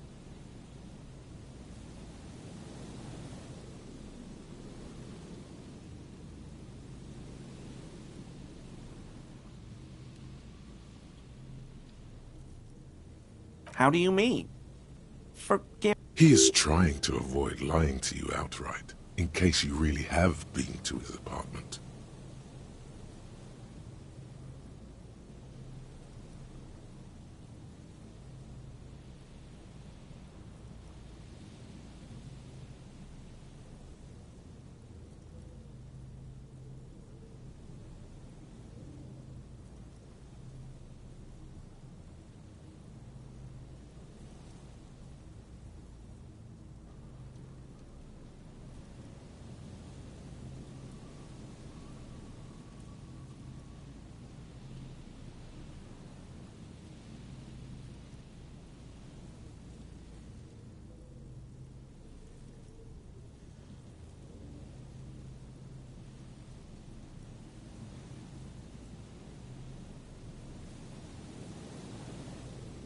Okay, I admit it. I threw the mug away in the You're not going to find me, are you?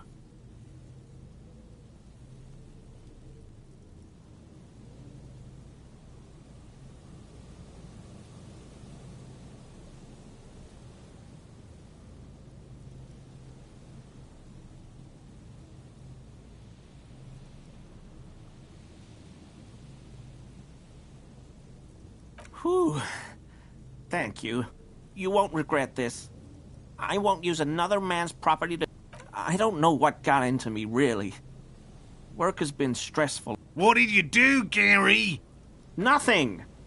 Nothing. Just answering some questions. Helping out the law. I know a guy who works with the trash collection services. CS Municipal.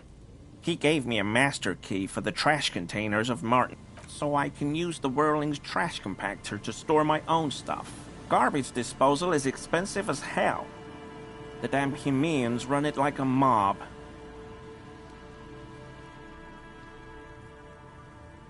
I'm sorry, okay? I thought I could cut costs. I shouldn't have. Disgraced? No need for the histrionic, sir. It was, after all, just a trash container. He studies his reaction. Gary doesn't answer. Officer, please. Let me explain. I was only cleaning up. I live right across the yard from where he was hanged, and I saw him stripped naked. All the clothes lying around in the yard, smelling. People are animals, you know? Then I came out to clean up the rags, because no one else would. I put them into the Whirling's trash, along with a broken mug, admittedly. Okay. I was coming to throw the mug away, and, well... Right. It was just civic duty. Exactly. That's exactly what it was. Civic duty. Armor? No. I mean, yes. Of course. An infant could see he's not telling the truth, but he's too scared to admit more wrongdoing. I hope I could help your investigation. Does this mean you were in his apartment, admiring his colonial mug collection? Perhaps it would be interesting to tell him.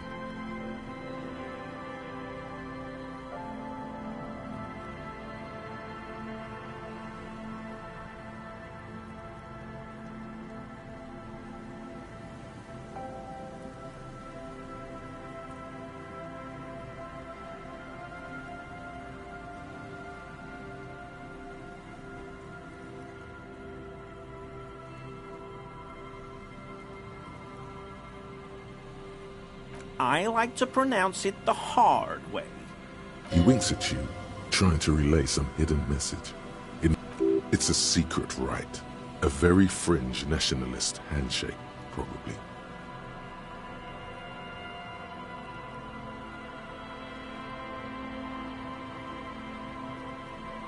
I told you everything I know, sir. I'm truly... Uncomfortable shifting around doesn't make him the killer, though. It's something else.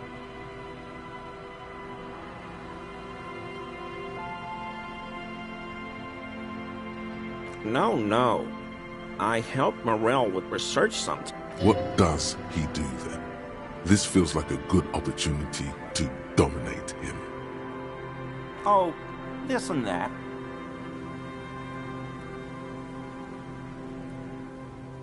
Sometimes. See? He's being evasive. Shake him up. Show... I just didn't want to bore you with unnecessary... I work as a special courier. You know, urgent deliveries, overnight deliveries. Oh, I don't know the contents, officer. Yes, officer?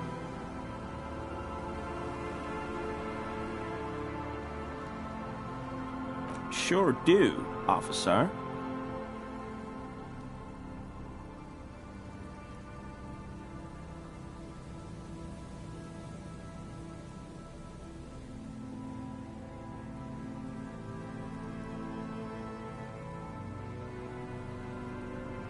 In my home.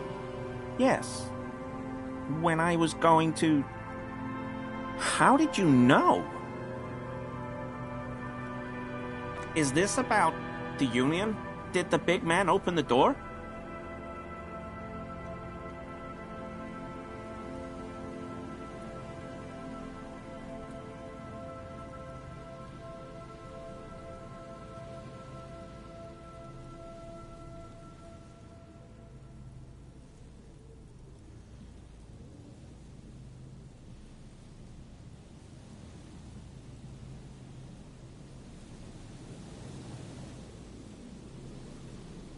So you work for Everard Clare? Officer, please tell him we're good. No, what have I done? He'll send the muscle after me.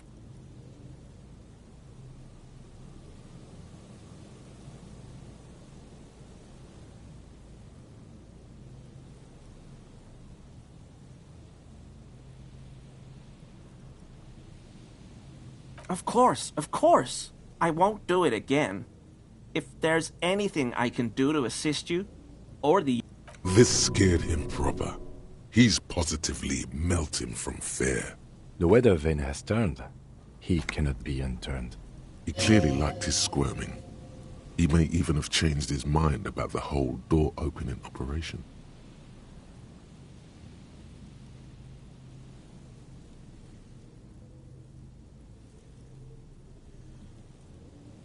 Not many Sealites here, or anywhere. Do you remember how, when we met Measurehead and I said the next races will be a really good one?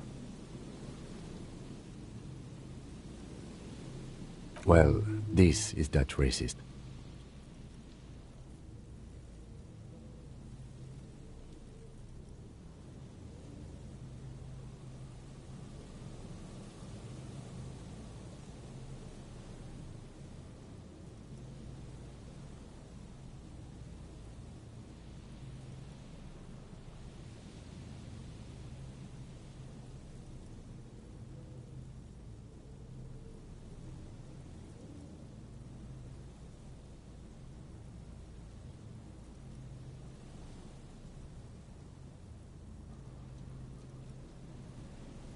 I don't know who that is, but all I meant was there are not many Sealites around here.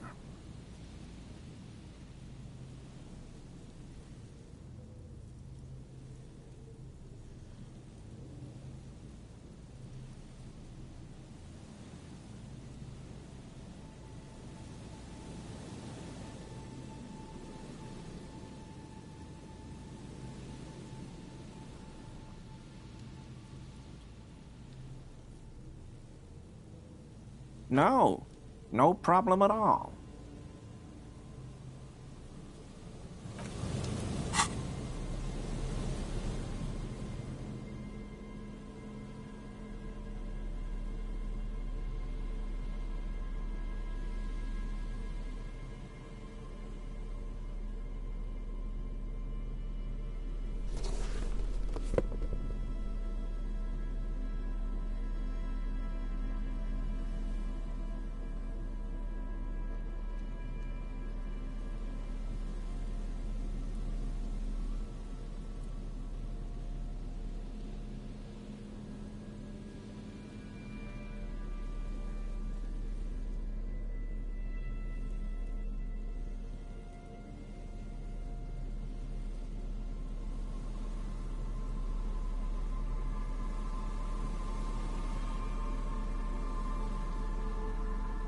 It's just a racist mug. What's there to...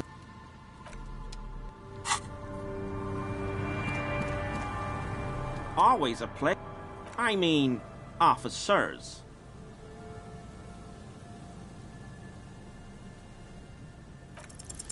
Is he? He's looking comfortable enough. Maybe it was just beads. Sounded like beads. But what kind of beads might a man like Gary be hiding beneath his clothes?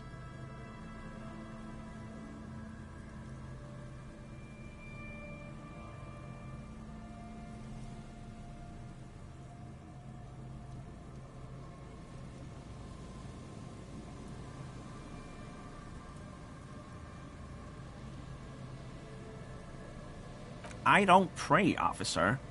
Faith in non-existent helpers is a sign of weakness, not for proper Revicolian men such as ourselves.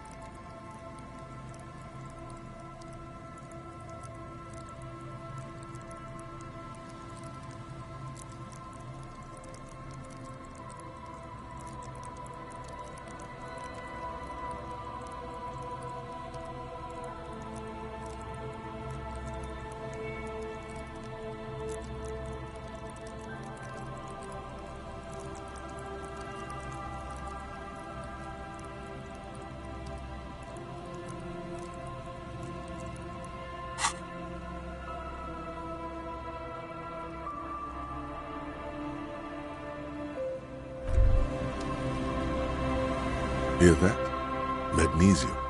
That's what you're lacking. The lack of magnesium has you slouched. Yes, and it's critical. Look at yourself. You're practically devolving into a fish due to... You need to get so magged up. You've probably had 2 heart attacks and a minor stroke already. And the only prescription is insane amounts of magnesium. Yes, if you want to live, you need to evolve. You need to transcend the carbon barrier. Go to the apothecary and buy insane amounts of Officers. That shirt looks very uncomfortable on him. Look at the buttons, barely keeping that thing together, as if something is ready to rip out from underneath.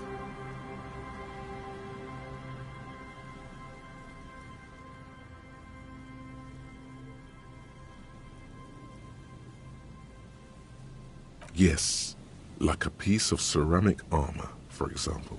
One that makes a clicking sound when the plates meet each other, resembling pearls or marbles, stolen from the corpse in the... I knew you'd figure it out, officer. I'm sorry I didn't tell you. I was ashamed of what I did. And I didn't want you to know. We're not detecting falsehood, sire. He's gearing up to admit this shame. Gary! Later, Morale. I've got... No. You've got explaining to do.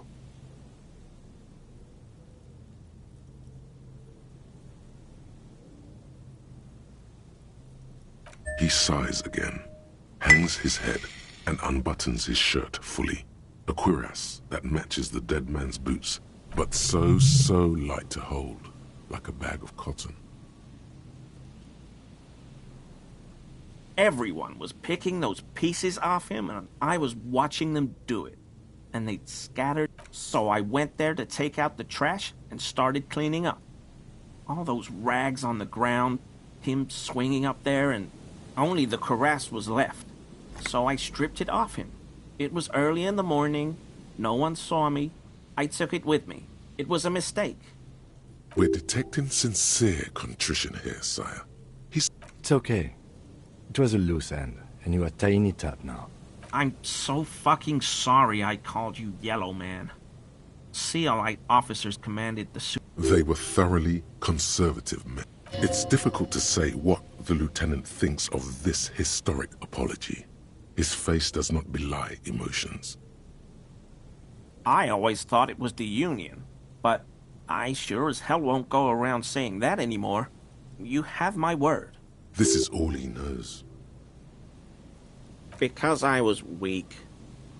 I should have told you the moment I saw you, but... The hell, Gary? I'll explain later. Yes, absolutely. I will never do anything like this again. I won't mess with Mr. Clare either. You have my word.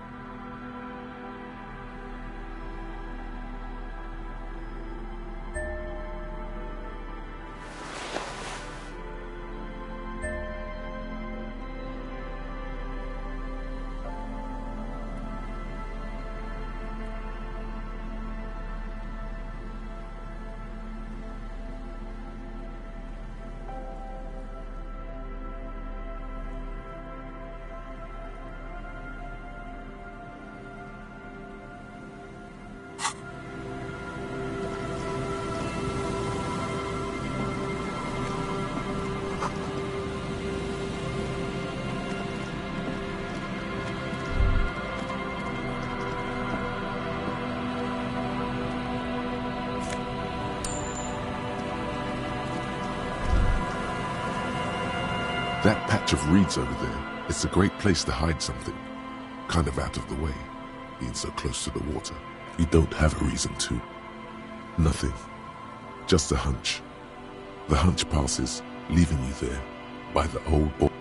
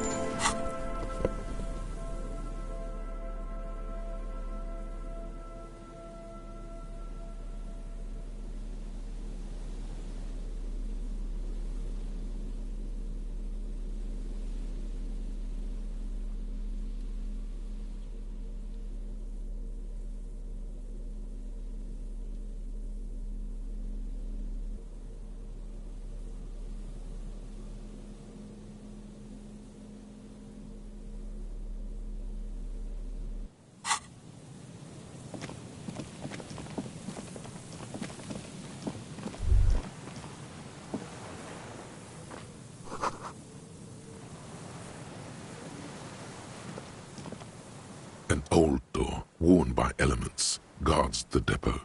The wind has blown a sand dune in front of it. The door hasn't been opened in a long while. You see a handle.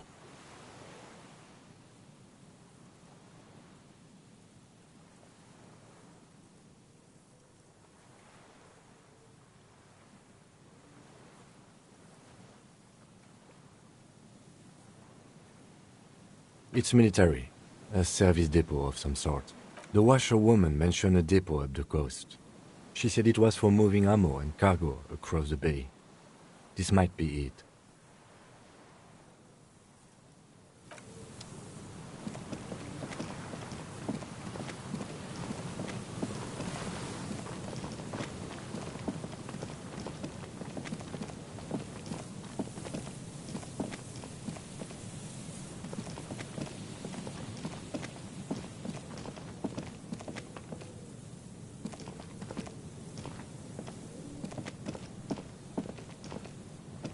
There's a trap in the reeds at your feet.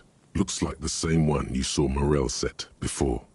Same mesh, same wiring. The reeds sway in the coastal breeze. The wind picks up here, near the cape's end, surrounding the narrow strip of land. From through locusts are crawling around in the trap, confused but Big surprise. Anyway, 1 down, 3 to go.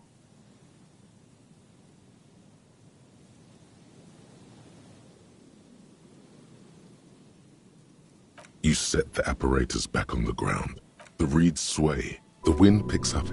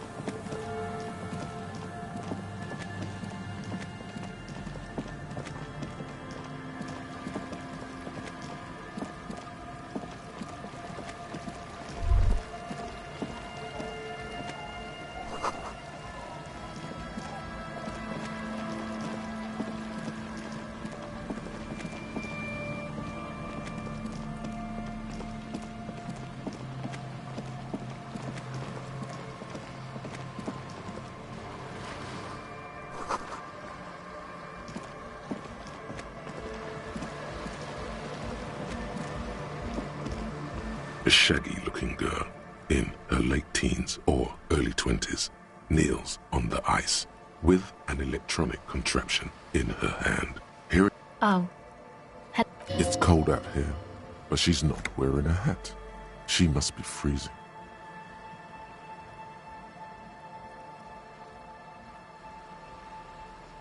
I'm listening.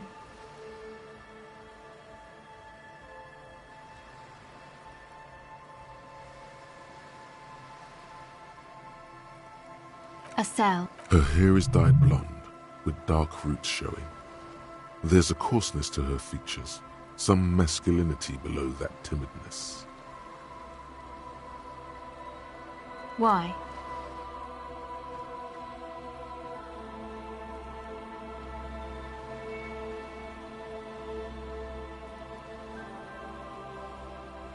Okay.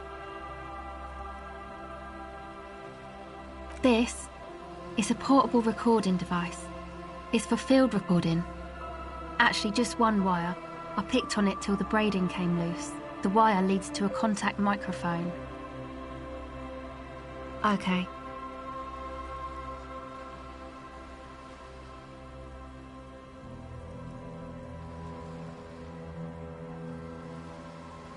Recording, I guess. I think I'm recording cracks in the ice, but there's no way to tell. Not without headphones. I think I just recorded your footsteps too. Not sure how that will sound. My boyfriend sold them. I don't know, man. Things. A lie. They were probably pawned off for something suspicious.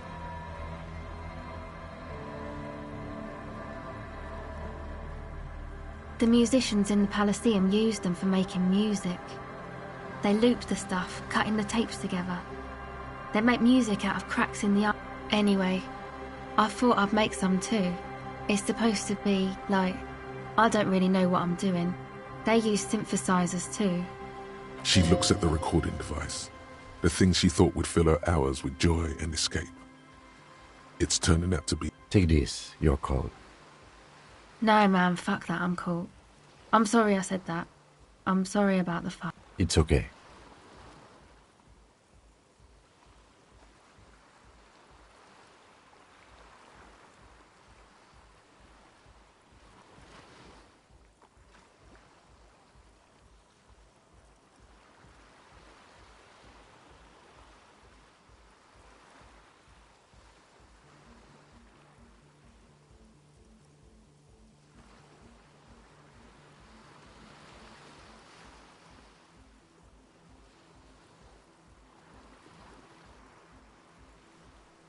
That?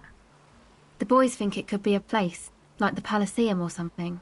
Stupid. It's really... And who are these boys? Yeah.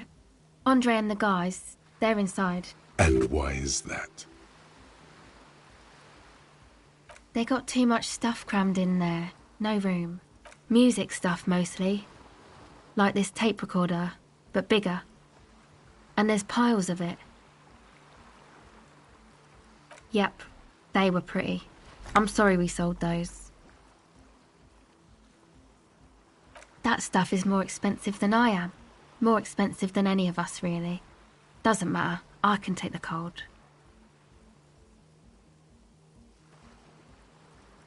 Go ahead.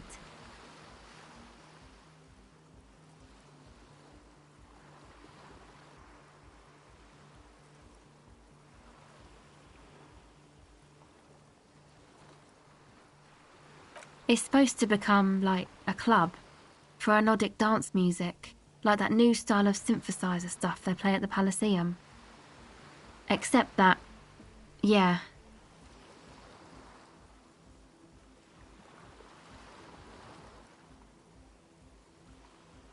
I know. It's not my idea. Andre and the boys found the place. It was supposed to be deserted. Hey, don't get me wrong, but you're cops, right? Okay, well, maybe you could talk to Andre and the guys, because there are some strange things going on in that church. If you're police, you should look into it, right? They're inside that thing there. Would be cool if you did. Was there something else? You know, anodic, cathodic, music that's made with electronic instruments. Synthesizers and tape consoles. Microcomputers too. Anything that uses electricity. You see clear, beautiful, violent flashes of light. Light cutting through a smoke-filled darkness. Go ahead.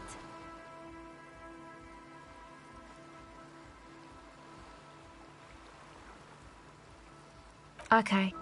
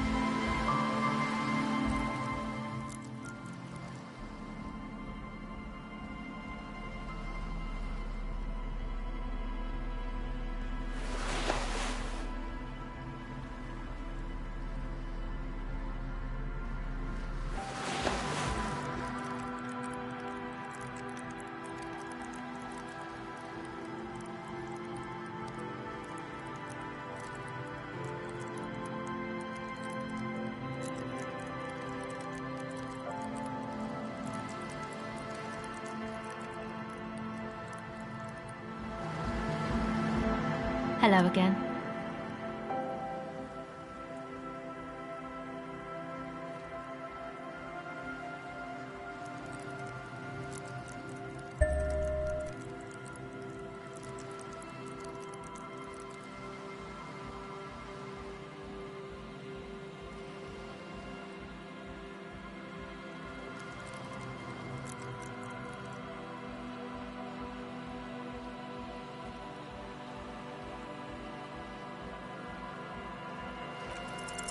The device is still warm from her touch and heavy as a brick from the batteries inside. The company logo, Omicron, adorns its yellow plastic cover. Inside, the tape is rolling. The girl looks at the device in your hands. She looks you in the eye, her pupils wide, surrounded by a ridiculous amount of makeup.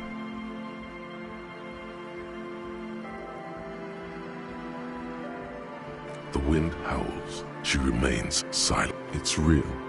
Tell her. What is?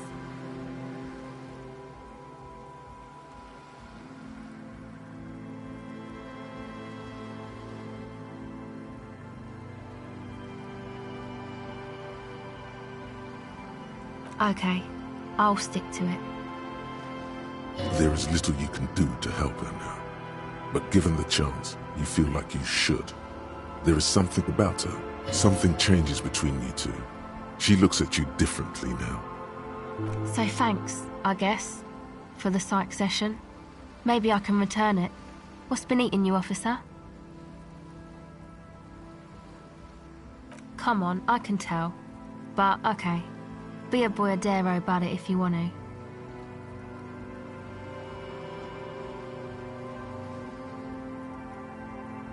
What is it?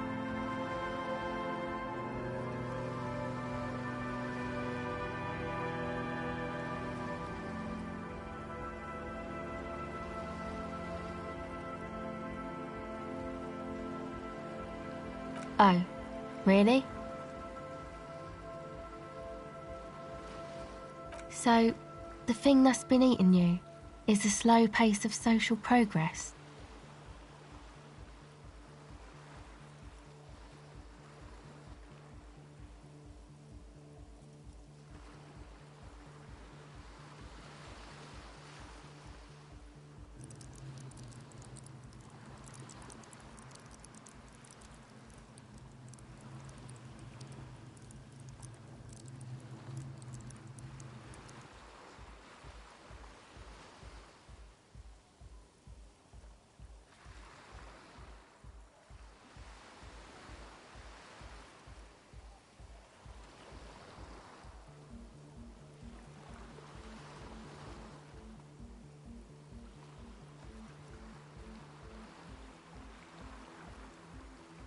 Okay.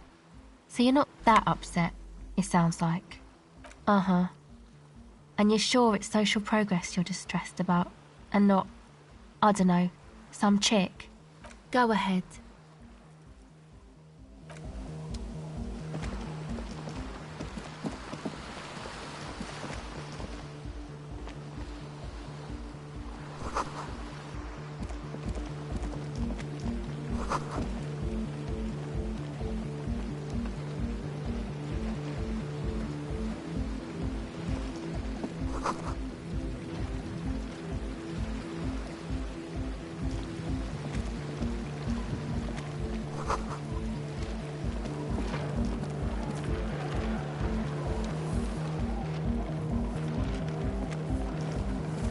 The tent is just tarpaulin fabric covering a pile of stuff. The flap is open. Inside, 3 young men are listening to some new form of music. It's like nothing you've ever heard. One of them looks at you.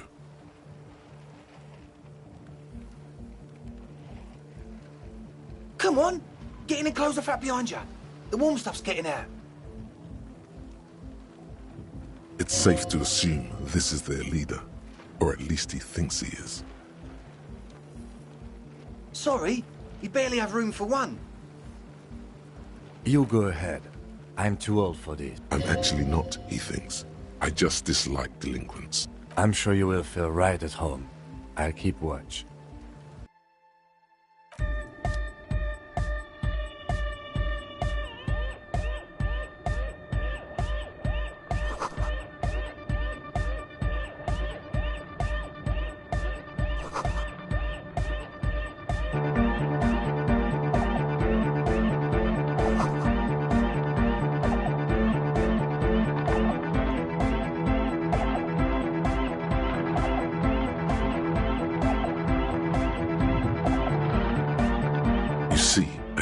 Man bleaching the tips of his hair with a toothbrush. Hello, I'm Andre. It's a pleasure to meet you. His grip is strong, sweaty, and warm. He's trying to project. This is my posse. The young man with earrings looks at you suspiciously. An egghead. Egg!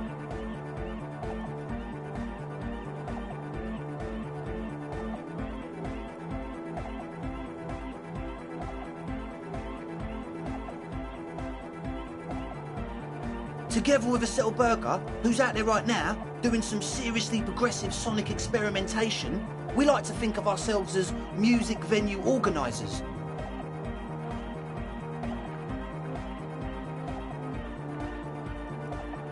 We have many in the pipeline, officer. That means they haven't set up a single one yet. You see, we've been all over Jamrock North, prospecting for real estate to establish... Artists for talent! Yeah, thank you, Egghead. And while there is no shortage of raw, unfettered talent spinning tapes in Jamrock, we've had rotten... The place is a shithole! I apologise for my friend Noid's potty mouth. I realise this is not how you speak to a police officer. He has authority issues.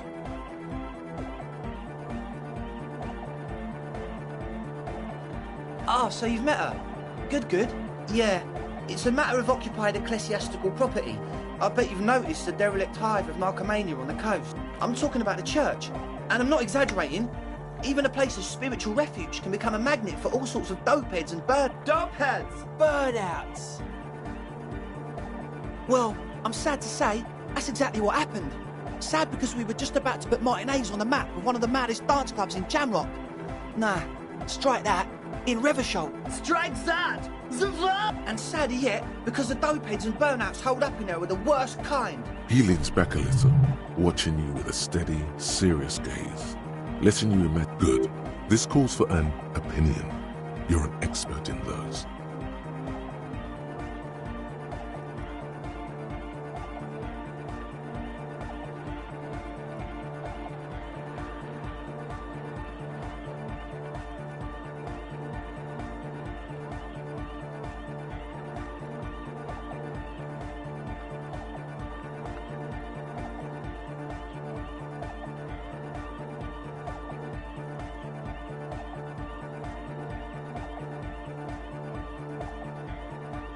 The spooky kind.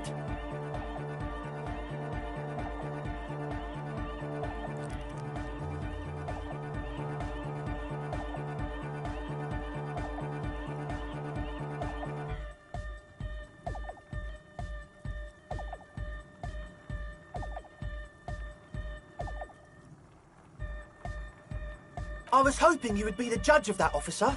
All I can say is, their spookiness is the kind that keeps us from restoring... Also, they don't eat or clean the building.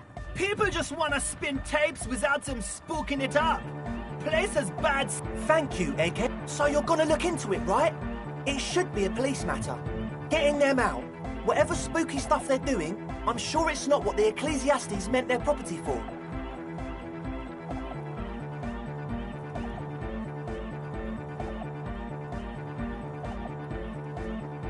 All right, man. Andre's obviously very happy you took him seriously. The whole tent is. The boys exchanged giddy looks.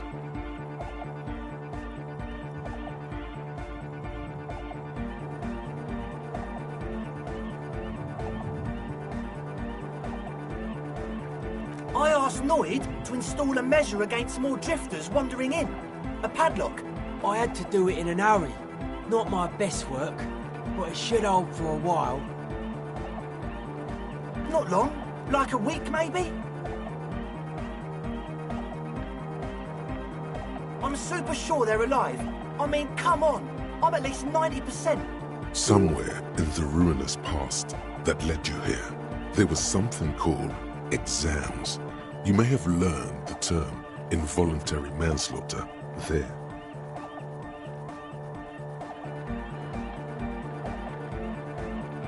Yes, I do. I listen to Channel 8 all the time. I know about crime stuff, and I assure you, officer, this is not what's happening here. I'm at least 80% sure they're alive. I mean, come on. Most people aren't ever that alive in their entire lives. I don't know. What does anything... Oh, yeah. I knew you'd get it. You're one smart cop. He nods attentively, ready to answer the questions of... Of course. Noid, give the... All right.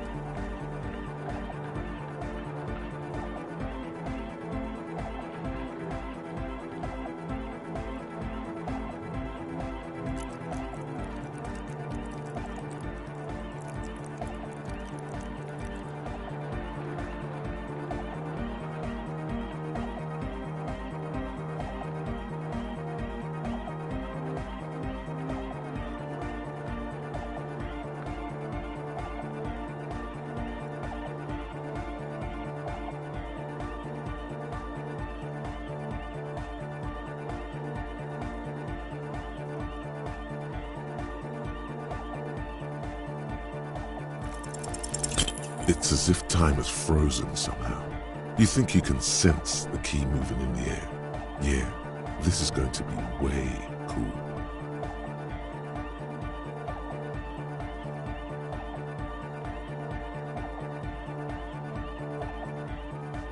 Blam!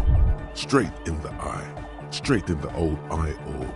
In a stabbing pain. Tears stream uncontrollably from your right eye.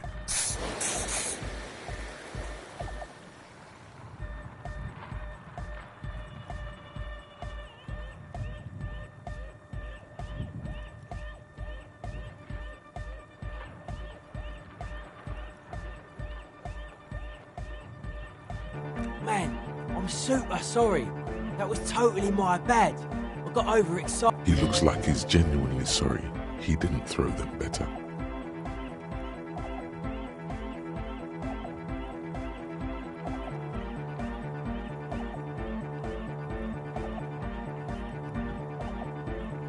I really am sorry, man. Just take this, okay? Well, looks like there's quite a lot there.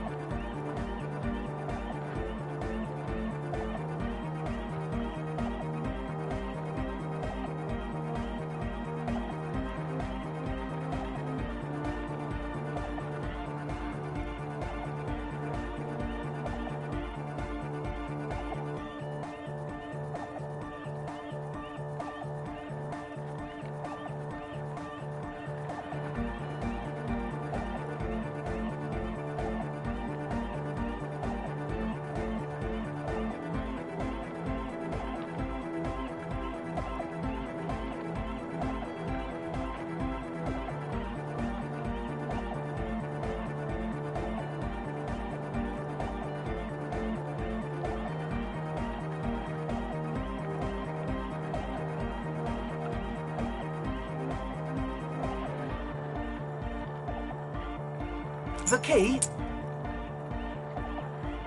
He is shifting in his spot, uncomfortable. We were talking about the padlock, I think. Sure, man. Tell us what you want to know. Let's do it. Truth is, I don't really know. None of us do. I don't even know how many there are. All we've seen are glimpses.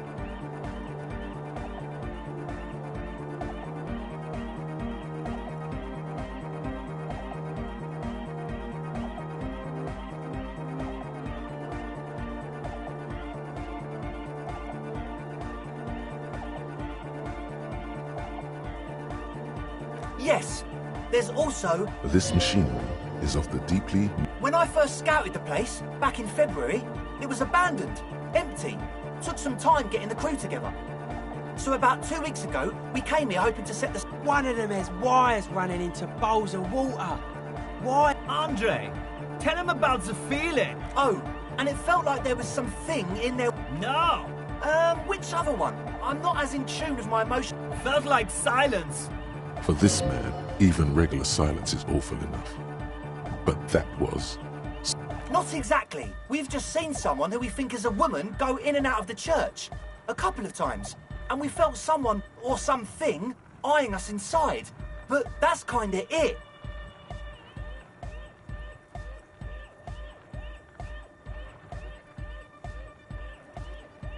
Like, you aren't alone. It wasn't quite... Not human. As in... It was this dark shape climbing upside down along the ceiling. Like some... Yeah, you know. The way it was climbing up and around the ceiling. Like it was stalking a cell. Exhibiting... Odd. Crabs are usually marine creatures, and not known for climbing walls. Crab man! Yeah, totally. I mean, I didn't personally see it. Estelle was alone that time, but I believe her. So he hasn't even been in there lately. Is he? You should ask her about it, but be nice.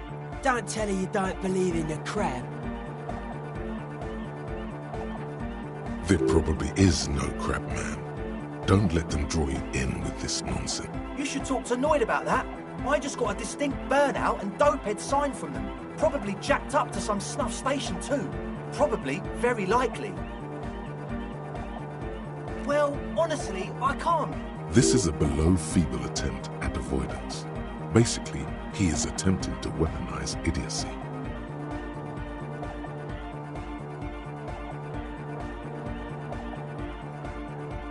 I'm 70% sure they're substance users. Don't let the technology fool you.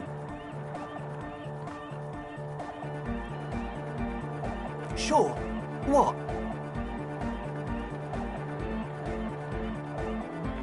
Oh yeah, that's a meteor and name for the founding party. If you don't know what the founding party is, there might be a way to mask it with minor demagoguery.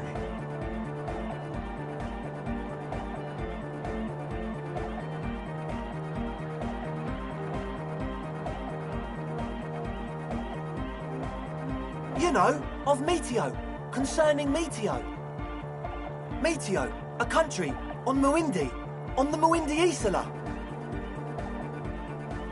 One of the poorest of the first world nations today, but once a great ancient civilization.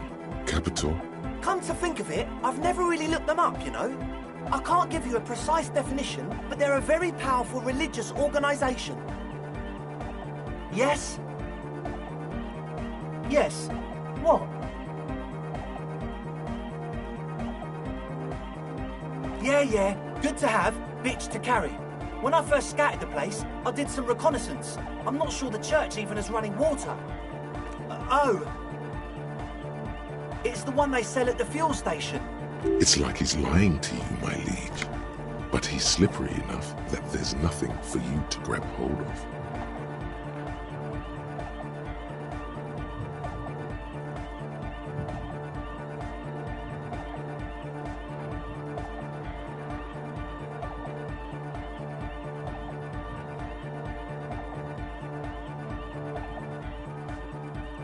The what now?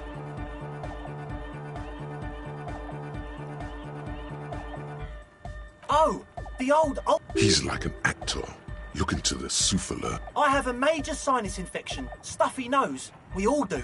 Shit's all blasted up. Winter. Can't even breathe. Yes. What? The what now? Oh. He's like an... I have a major sinus infection. Yes. That's all Nosafed's doing. Without the Nosa... Nosafed is the shit. Sure. Here you go, officer. The Nosa. Blast away. He nods enthusiastically, no doubt a little relieved.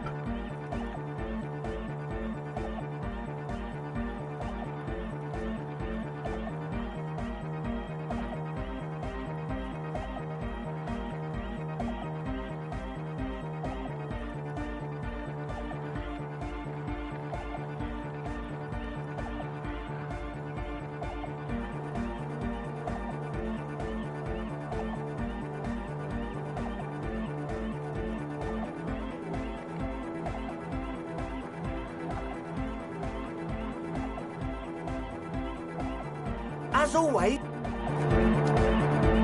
A young man with peroxide blonde hair. As though you're supposed to be sharing some tremendous evangelical... Hardcore! Hardcore! Hardcore to the mega! Internally coherent.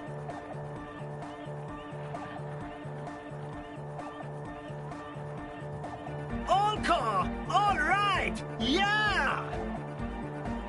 He furrows his brow as his very large head traces the sublime invisible movement of the... Hardcore! Ah!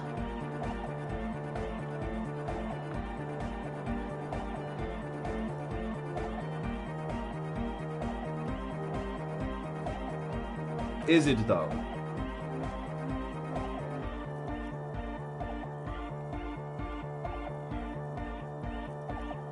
One mind, one spirit, there's no other voice. Could there have been a right way out of this garden of forking paths? So you had a talk with Andre, and now you want to discuss things with Noid. Good.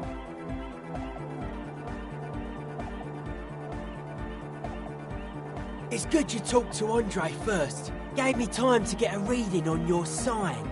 Can't really talk to people before you get a reading.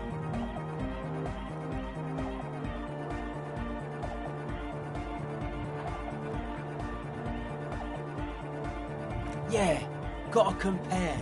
See if we can align. I suck at socialising, man. Even now, our sign synchronisation is way off. But I'll see what I can do. The hardcore aesthetic is esoteric. It's not meant to be It's not easy to reach a harmonic resonance of signs without some adjustment. Yes, further sign matching would do good for us. One way to achieve this would be by weird stuff. Specialised. There was a data processor, wires going into water. Gives off a spy sign. Or some fucked up Samaran science sign. You know, the kind that goes head first into the soup. Nothing's wrong with it. It should definitely be researched. The sickest. That's perhaps why it should be researched. Most of it doesn't exist. But there's also stuff that isn't allowed to exist. Because psionic powers, pale-related diseases... Hi again. So, how are things going? He's a quiet man. Mostly communicates through music. And by being a master of ceremonies. You know, a host. A declaimer of slogans. He's a... Interesting, sire. A bit like you, then. An MC for short.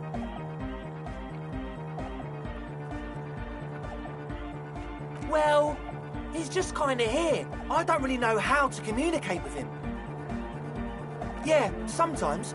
When I, stumble and find my way into his centre, you have to hear a lot of... The man smiles mysteriously. I get it. He's a puzzle.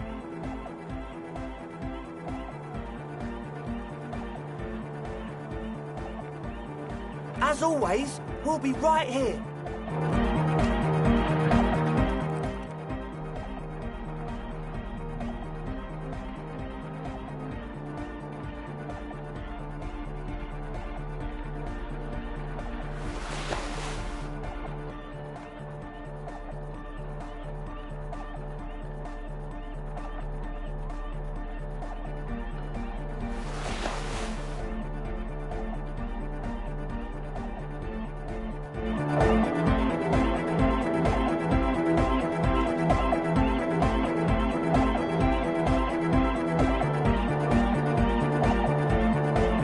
Hi again. So, how are things going?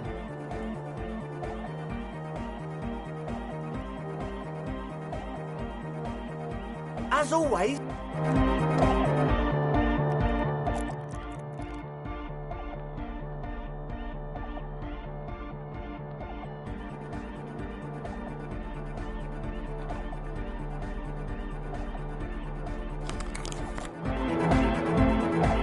Hi again. So, how are things going?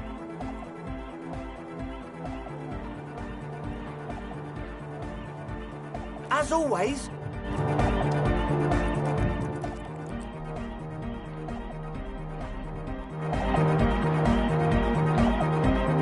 Hi again. So, how are things going? Well, first of all, you're a smart cop, and a smart cop like you would understand if something wasn't quite right. So this should be it. The gist of it is, they want to turn the church into a club, but a suspicious element has overtaken the building. It's plus, and it has to be considered. You can't invent the future of dance music in this smelly old tent. Imagine if you had the church. That settles it. As always, we'll...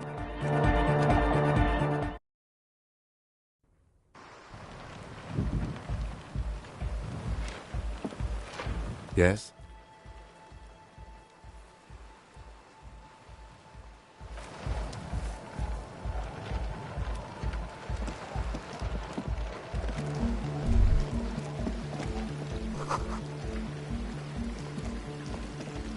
A pane of Eton, barely holding it up. It could fall over any minute. A stronger gust of wind. The pane falls into the icy snow with a soft thunk.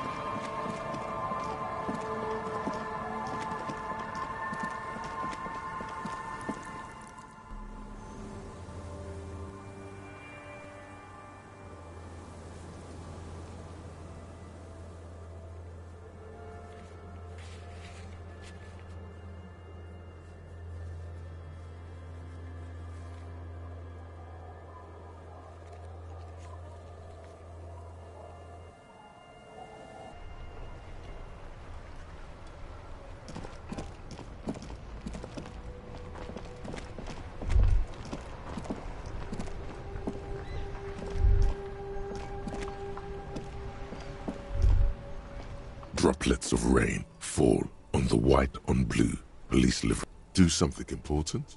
Something murder-related? There's always... This is a Caprice Connect with its air-cooled, rear-mounted 12-cylinder compression ignition engine driving the high center of balance is offset by a large battery bank. Due to a quite steep price tag, it is very unusual to see one in police livery.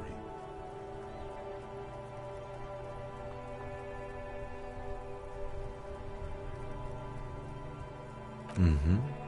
You want to take a closer look?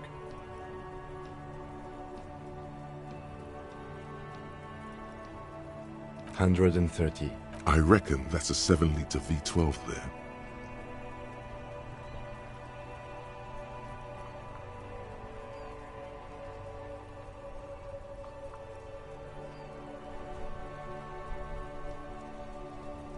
$7.2. Supercharged. Saying these words brings him immense joy. You mean the coil noise? When variable current passes through wires that make up the coils on the electrical system on this machine, when the frequency of the current in the coils falls within the audible range... Whatever you do, don't make fun of the lieutenant for explaining this to you.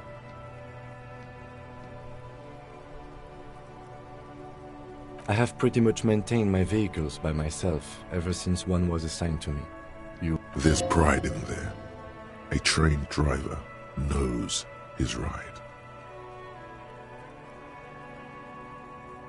Yes, an extraordinary machine. It's a bit girly right now. Fit it with some proper off-road components. Anything else?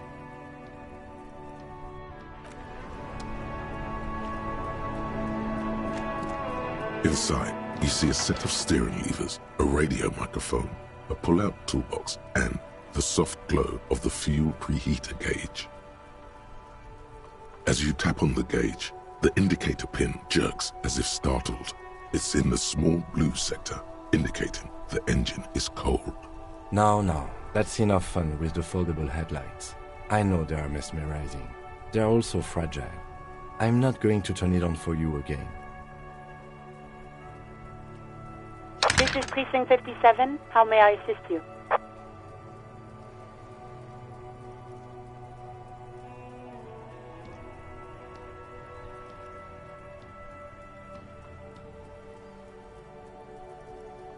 One moment.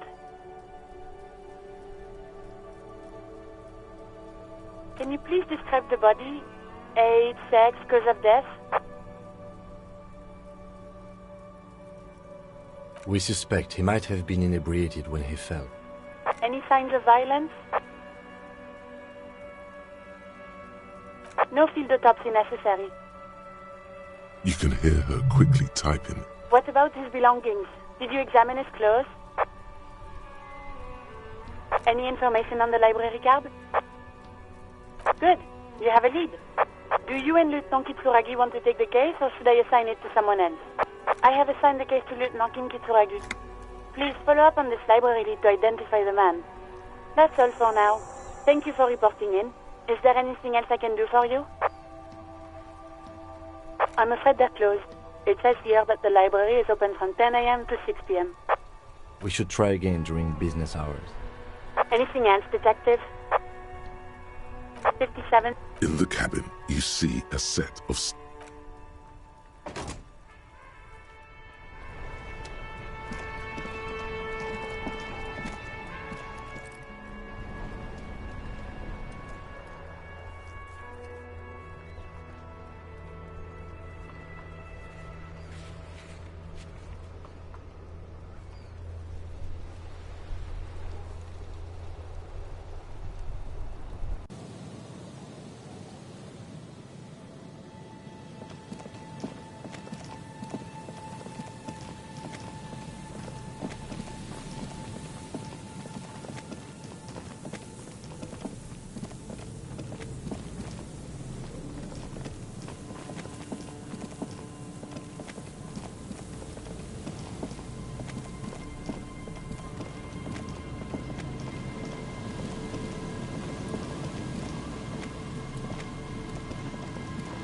There's some tear.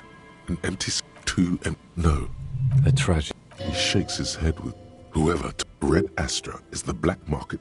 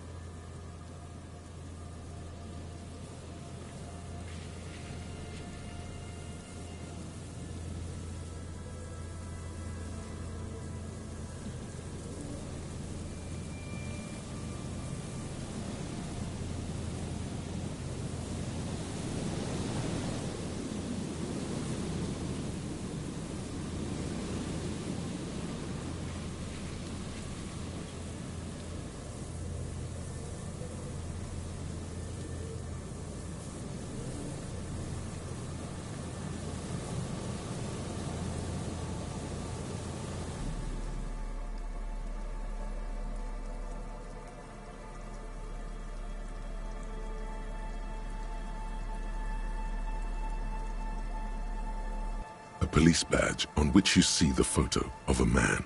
You. At least something good came out of all this. Encased between two durable plastic sheets is a bluish card with lines of information. You see a photo, a name, a rank. The man keeps winking at you with his green-grey eyes. But the badge is new. You used an old photo for a good choice. A newer photo would look 8, maybe 10 years.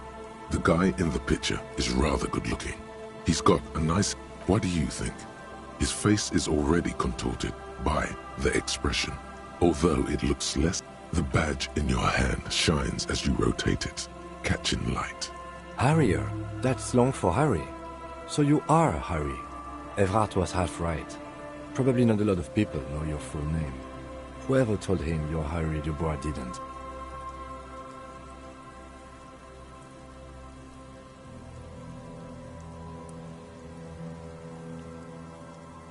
Pleased to make your acquaintance, Harry. He's not going to call you Harrier. He'll keep calling you Officer when he's... The badge in your hands shines as you rotate it, catching light.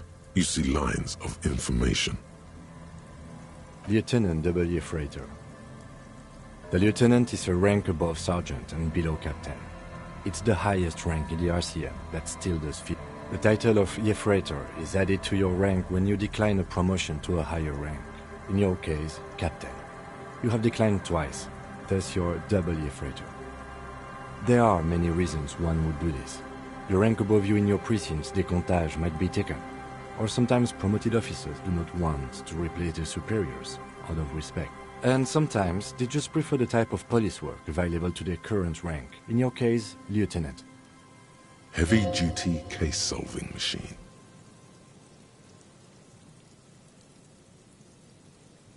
Such a small yet precious thing. Expensive paper caught between thick plastic, like a fly in amber. It reads. That's just the serial number. Revachol, Jamrock, Precinct 41. The numbers are not there for good measure. They have an administrative purpose. One that's unfortunately been erased. 4 months ago. I'm guessing that's when you were promoted to the rank of Lieutenant W. Freighter. A new badge usually comes with a new rank. You seem to have been doing... You're pretty sure you weren't doing well. But better? Probably yes.